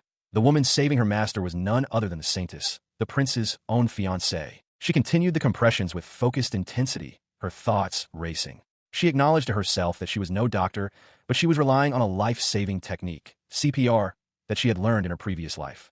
With every push, she silently begged for it to be enough for his heart to move. Suddenly, a brilliant flash of light erupted from her, enveloping the room in a pure, white glow. The light coalesced around the Archduke's chest, and then a faint but steady sound broke the silence. A single heartbeat, then another, and another, growing stronger. The sound of his returning life brought gasps of relief. The Archduke sat up breathing. Elsa and Amy cried out his name in joy, the maid proclaiming it a miracle. Overwhelmed with gratitude, Elsa tightly grasped Luna's hand. She looked directly at the Saintess, her eyes filled with tears of gratitude. "Thank you, Luna-sama," she said, her voice thick with emotion. If you hadn't been here, her gratitude was so profound she struggled to find the words. In the aftermath, the Red Lion Knights successfully captured the remaining culprits who had been lurking in town. A subsequent examination by a physician revealed something astonishing. The Archduke's illness had not just been treated, but completely and inexplicably cured. Later, in a quiet moment, Luna contemplated the events. All she could think about was the brilliant light. She realized it hadn't come from her own power. She hadn't used any of her skills. Her gaze fell upon her wrist, a thought taking shape. Could have been a Holy Queen's bracelet? She found herself in an opulent bedroom, sighing with exasperation. The thought that she was expected to share a room with Alex, just because they were about to be engaged, sent her into a fluster. After all, even Sylvain had gone to Luke's room, knowing how to read the room. Her panicked thoughts were interrupted when the door opened. Prince Alexander stood there, calling her name. He beckoned her forward, telling her to come and look at something.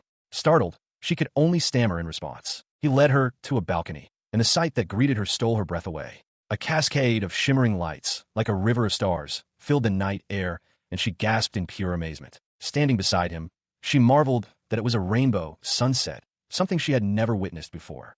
Alexander's gaze grew distant as he recalled his childhood, explaining that he, his brother, and Elsa used to play in this very mansion. He added that Elsa had always desperately wanted to see this view and would run off so quickly that she was difficult to catch. She realized with a pang that there was a part of his past, a side to him, that Elsa knew and she did not. It felt childish to be sulking over something so natural, yet she couldn't help but feel surprised by the unfamiliar stirrings of this new emotion within her. As she wrestled with these feelings, his hand gently took hers.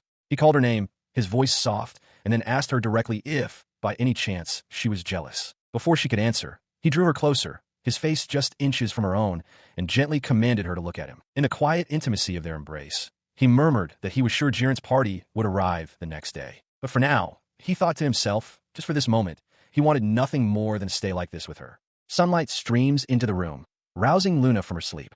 She murmurs and rolls over, her eyes fluttering open with a hint of confusion. Her gaze falls upon the sleeping form of Prince Alexander beside her, and the memories of the previous day return, the two of them, standing together, watching the sea. A deep blush spreads across her face at the realization of their proximity. As she processes the memory, his eyes blink open, meeting her flustered gaze. She manages a quiet, hesitant greeting, wishing him a good morning. He responds with a gentle smile, pulling her closer into a warm embrace and returning the morning greeting. A few moments later, they sit up, the quiet intimacy of the morning settling around them. Alexander expresses his relief that she is safe and remarks that it has been a long time since he's had such a peaceful morning. Luna, however, cannot share his ease. Her thoughts turn to the impending arrival of Rufacilio's ship, realizing that if it arrives today, they will finally have to face the evil god's power. He senses her worry and internally reviews their preparations. He reassures himself that security is tight. The Red Lion Knights are on standby, and with Rufacilio's underlings already captured, they are safe. He believes the Archduke and Elsa will arrive from the harbor soon, and if he can just manage to capture Rufacilio himself, this entire ordeal will finally end. The heavy atmosphere is suddenly shattered by an unexpected sound, a loud, insistent growl from Luna's stomach. The noise brings a light chuckle from Alexander. He gently pats her head, suggesting they focus on breakfast before anything else. Taking his advice, they make their way to the kitchen, where they find Amy Richella. Surprised to see them awake so early, she greets Luna respectfully and asks if something is wrong. Amy explains that she was just about to start preparing breakfast, so it will be a little while. Alexander asks if she is cooking by herself, and Amy confirms it, adding that all the other servants have been dismissed for their safety, though she hopes they will return by evening. Surprised by this, Luna immediately offers to help. Her offer to help was met with an unexpected question from Prince Alexander. He looked at her flatly, asking if she truly believed he was incapable of cooking. She could only stare back, momentarily speechless. The conversation was interrupted by a tantalizing aroma wafting from the kitchen, an unfamiliar scent that carried on the morning breeze. Inside, Luna, now wearing an apron, greeted everyone with a cheerful good morning. The source of the scent was her cooking, and she mused that while it smelled good, she'd never smelled anything like it before. The various small creatures, along with Sylvain, peeked in, drawn by the smell. Sylvain, however, immediately recognized the nostalgic aroma of Luna's food. Luna assured them she had prepared Sylvain's portion separately. Her cooking had drawn not just the animals, but also Prince Alexander and his retinue, who took their seats in the dining hall. They greeted the prince, and upon learning they would be eating Luna's cooking, they expressed their excitement, calling it an honor. Luna, however, was modest, telling them not to expect too much as it was a simple recipe. Their excitement was plain to see, with one knight declaring how much he was looking forward to the meal. Luke, however, turned his attention to the prince's strange expression, wondering aloud what was the matter with him. His question was answered by Amy Richella, who chuckled nearby. She explained that Prince Alexander was simply worried that Luna might burn herself.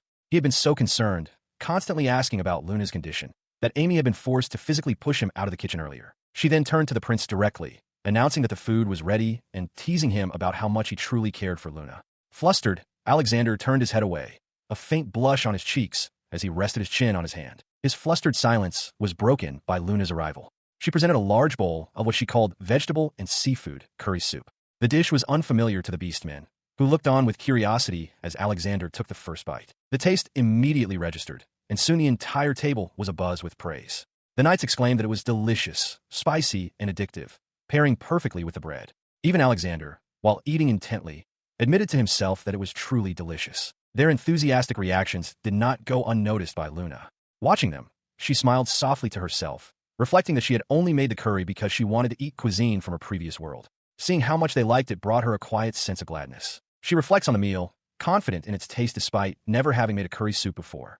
She muses that some of the spices are actually medicinal herbs that reduce fatigue, hoping it will make everyone happy. As they finish, Prince Alexander turns to her and asks if she would like to accompany him, explaining his plan to meet with the Marines in charge of the port after breakfast. Amy looks on surprised. Amy enthusiastically declares it a great idea. She tells Luna that cleaning up is her job, so Luna should take the opportunity to go sightseeing around Rocheleria. Alexander adds that there's a market near the port, thinking it would be nice to see since they have come so far. With a warm smile, she agrees, replying that it sounds lovely. The pair then venture out into the bustling port town, walking together through streets teeming with people. As they walk, Alexander reveals that he had actually planned for them to visit this area after their wedding to say hello to his uncle. Luna's expression grows serious as she considers the implication.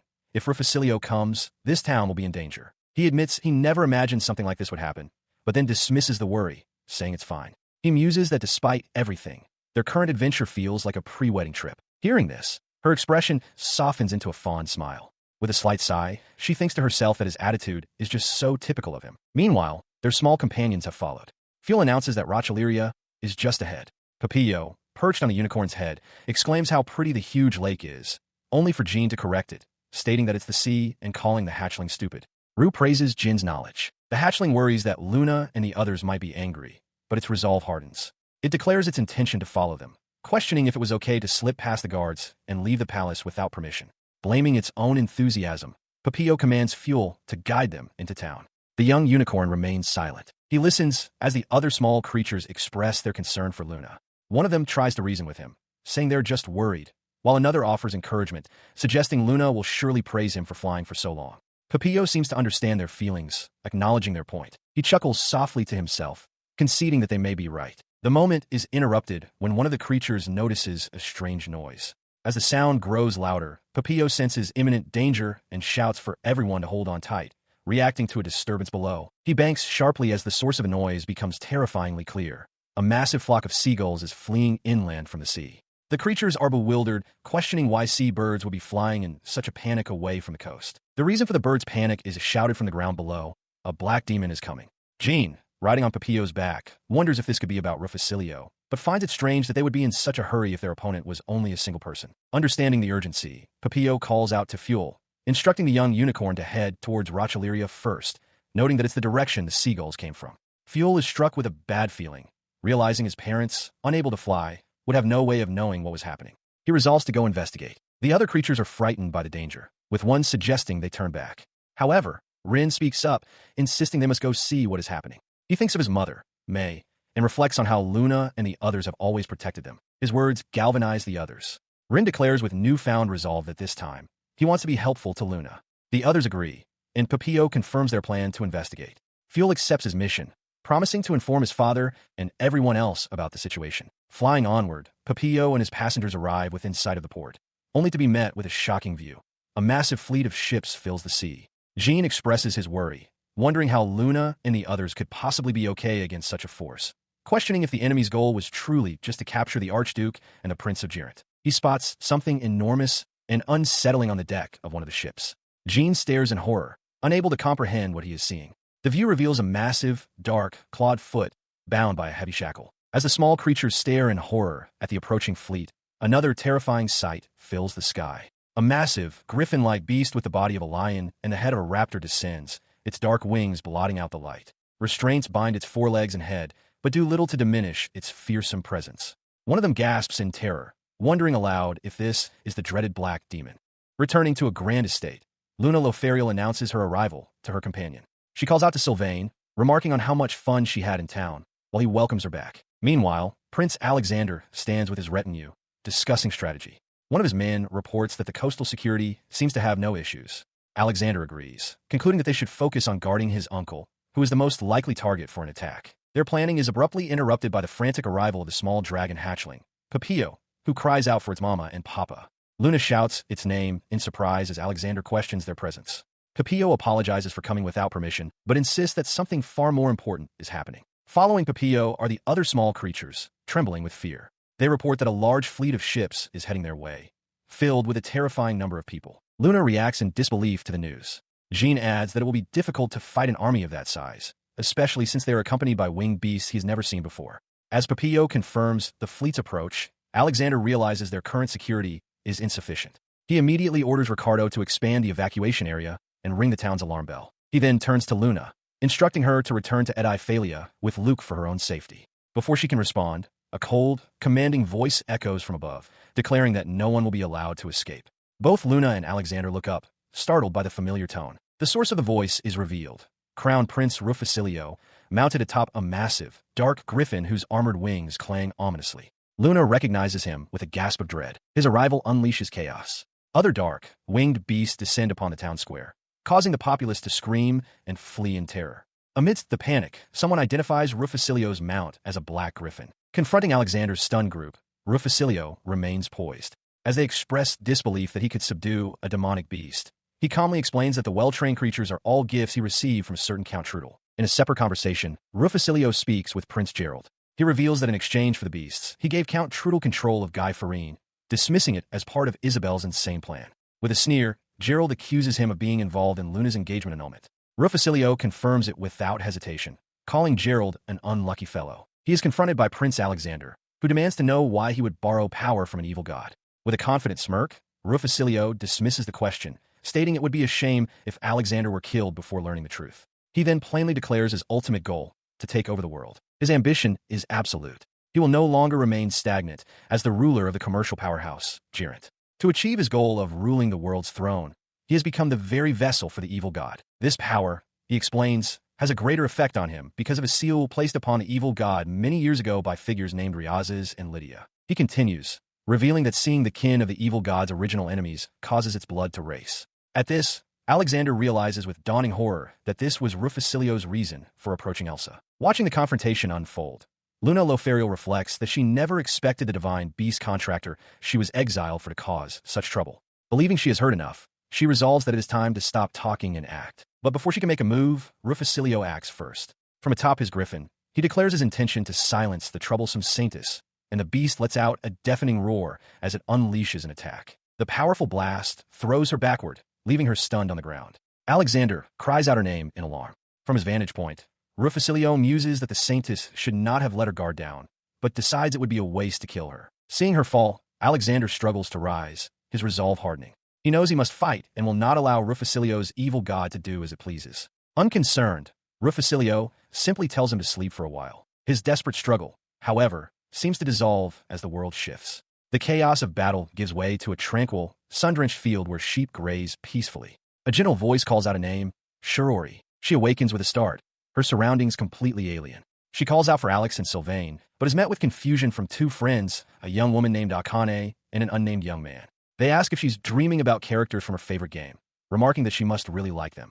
The word dream echoes in her mind, leaving her utterly bewildered. She looks down at her unfamiliar clothes, her mind reeling. The view, the attire, this is Shiori's world. The grand adventure, the unforgivable incident, the life surrounded by animals she loved, and the person she wanted to spend her life with. She questions if it was all just a dream. Outside, sheep bleat and affectionately rub against her, but the comfort they offer does little to quell her inner turmoil. She tries to dismiss her troubling thoughts, murmuring that it couldn't be true. Later, resting in bed, her friends watch over her. The young man notes how well she gets along with all animals, then turns to Akane, asking if she has something she wants to say to Shirori. Tears well in her eyes as she looks away, a sad smile on her face. She apologizes, admitting that she cannot understand what they are trying to tell her. A single tear traces a path down her cheek. The thought consumes her.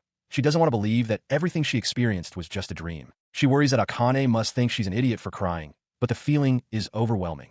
Her life as Luna was profoundly important, and she desperately wants to see them all again. Her friend's voice cuts through her thoughts, asking why she is crying now. Overwhelmed, she buries her face in her hands, unable to respond. Suddenly, a clear voice echoes in her mind. You need to wake up, Luna. Her head snaps up. Akane just called her Luna, an impossible name in this world. She stares at her friend, demanding to know who she really is. A spectral image of her other self, Luna Lofariel, materializes before her. The vision declares that their time is up and that she is the real you. It urges her to remember, asking if she has forgotten that she was originally from that other world. The vision shatters, replaced by the harsh clang of metal. Back in the other world, Crown Prince Rufocilio stands over a fallen Prince Alexander. He taunts the defeated prince, remarking that it's a pity he couldn't even protect the woman he loves. On the ground, wounded and barely conscious, Alexander can only whisper his own name. On the fractured stone ground, the great wolf Sylvain lay wounded, with the small creature Jean huddled near his injury. Before them, a monstrous griffin demon loomed. Luna, desperate, shielded them with her body, pleading for the beast to stay back. Her gaze fell upon her fallen companions, her voice a pained whisper, everyone. From above, Crown Prince Rufocilio observed her despair in silence, his expression unreadable as he towered over the scene of carnage. Her anguish ignited a power within. A blinding light erupted from her, and she cried out for it to stop. In that instant, she understood. This wasn't a skill from some game. It was a profound power flowing from the very bottom of her heart. The wave of holy energy slammed into Rufocilio, sending him stumbling backward with a heavy thud. As the light washed over the battlefield, Jean watched in awe, exclaiming that Sylvain's wound was healing. It was Luna's power at work. Prince Alexander could only stare, utterly captivated by the sight of her. Rufocilio, however, began to laugh. He saw it now, a power potent enough to erase a curse mark, one that responded to the evil god's power within him. He finally understood who she was. You are her, he mused. As his realization dawned, Luna's transformation completed. She stood radiant in ethereal garments, a delicate tiara on her brow and a holy sword in her hand. Rufocilio's voice rang out, filled with triumphant discovery, identifying her as the reincarnation of the Holy Queen Lydia. The battle had been fierce. Luna had successfully saved Elsa from the disciple of the wicked god, Volseeds, by using her EGK skill. According to Elsa, the entire scheme was orchestrated by Rufocilio, the crown prince of Geraint. In the ensuing fight against Rufocilio, his Geraint soldiers and the magic beasts under his command, Luna, Alex, and their companions were all grievously injured, culminating in Luna losing consciousness. As she fell unconscious, she did not descend into darkness, but instead regained memories of another version of herself from a distant past. Seeing this transformation, Rufocilio laughed maniacally. He saw it now. The evil god's power had reacted to her. He realized her new appearance meant she was the reincarnation of the Holy Queen, Lydia, and that this was the source of her ability to lift the cursed mark. Everything finally made sense to him. As Rufocilio gloated, Alex stared at the transformed Luna, asking if she was truly Lydia. She affirmed that it seemed to be the case. She then turned her gaze to him, a gentle smile gracing her lips as she thanked him for shielding her. Alex was momentarily speechless, struck by how stunning she was. He quickly composed himself, assuring her that he was fine now. With a determined glint in her eyes, Luna clenched her fist and declared that they would face their enemy together. Alex readily agreed. With their resolve renewed, Alex raised his sword, shouting Luna's name and vowing to protect everyone. Rufocilio watched, unimpressed. He questioned if they still intended to fight, stating he had no choice but to make them understand their place through force. A dark energy crackled around him, and the very air seemed to shatter. As he spoke, a dark power erupted from him. He transformed, surrounded by a writhing mass of giant, shadowy snakes. He gestured grandly, commanding them to behold the magnificence of his power, a power he believed was destined to rule the world. Alex watched in horror as the transformation completed. He cried out that Rufocilio had already harnessed the evil god's power, his form now like that of a monster. Before he could react, one of the massive snakes lunged, its jaws clamping down on his arm with a sickening crunch. Trapped in the monster's grip, Alex could only listen as Rufocilio loomed over him. The prince dismissed the term monster as disrespectful for a king and told Alex to rejoice, for he would soon be absorbed, becoming part of Rufocilio's own flesh and blood. Alex shuddered with pain and terror. His threat was cut short by a brilliant flash. Luna, her expression firm, declared that his actions were not right. A powerful blow landed, forcing the monstrous snake away from Alex. She holds Alex close, her blade glinting as she confronts the monstrous prince. Alex condemns Rufocilio as truly despicable for turning on his own men. From within his shadowy, serpentine form, Rufocilio remarks on the new scar on his face, musing what a shame it is. He had considered sparing Luna, he claims, had she not sided with Alex. He continues his taunt, sneering that she would rather be eaten by him instead. With a burst of energy, his monstrous appendages lash out. Alex parries the blow, shouting for Luna to stay beside him. She quickly agrees. They struggle to evade the relentless assault, realizing that getting close enough to strike is nearly impossible. Luna knows that if she could just land a hit with her divine arrows, it might change things. A silent plea escapes her, urging her parents to hold on. In that moment, Papillo swoops down from above, snatching them both from the ground and carrying them into the sky. Below, Rufocilio watches them ascend, clicking his tongue in annoyance. He declares that it doesn't matter if they escape to the sky. Now airborne, Alex thanks the young dragon, realizing this is their chance. With this opening, they can land a single, decisive strike. But as he speaks, Luna's hand begins to tremble. Her eyes widen, her face etched with sudden, overwhelming doubt as she grips the shaft of her weapon. The weight of their situation crashes down upon her. She questions if she can truly do it. Their enemy is practically the evil god's incarnate form. If she fails, Papillo and everyone else will be lost. As her resolve wavers, Alex gently places his hand over hers. He looks at her with unwavering confidence, softly telling her that it's all right. He assures her that she can definitely pull this off, his words a steady anchor in her storm of doubt. His faith in her reignites her spirit. He has given her the courage she needed. It is no longer a question of whether she can do it or not. She will do it. She recalled all the atrocities she had witnessed firsthand. For his own selfish ambitions, Rufocilio had inflicted countless pain on people and animals, toying with their lives. A cold resolve settled in her heart. She could never forgive him.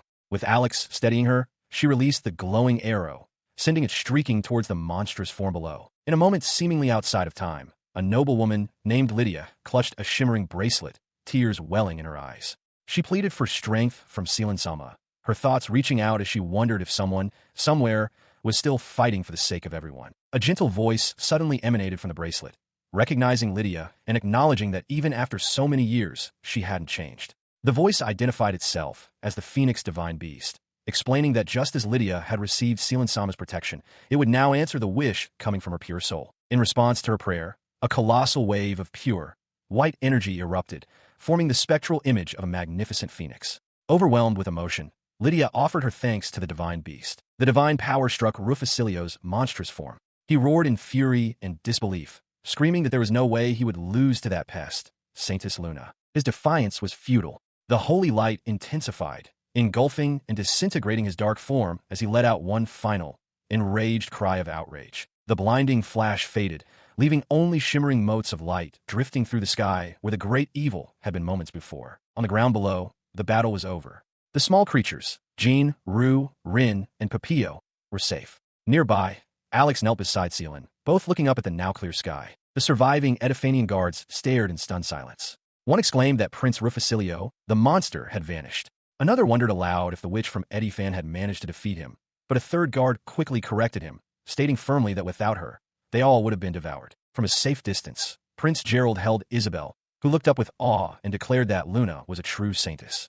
As the crowd below roared in agreement, Gerald conceded that it was finally over, a quiet word of thanks for Luna escaping his lips. Having expended all her energy, she begins to collapse. Prince Alexander moves to support her, his voice filled with alarm as he calls out her name. But within her mind, another sound surfaces, a distant, familiar voice she can just begin to hear. The voice from her memories speaks a single name, Reze's, as an image of blooming flowers fills her consciousness. It is a voice filled with profound gratitude, thanking him for sharing in her agony and her rage, and for always standing with her in battle. Fragments of shared struggles and fierce fights flicker through her mind's eye. The memory continues with a solemn vow, a promise to journey through time, traverse different worlds, and cross the boundaries of memory just to see him again. The voice makes a single request, that when they finally reunite, he will take her hand and tell her he loves her once more. As these words echo not just in Luna's mind, but in his own, Prince Alexander's eyes widen in sudden, staggering realization. An image of a long-haired man,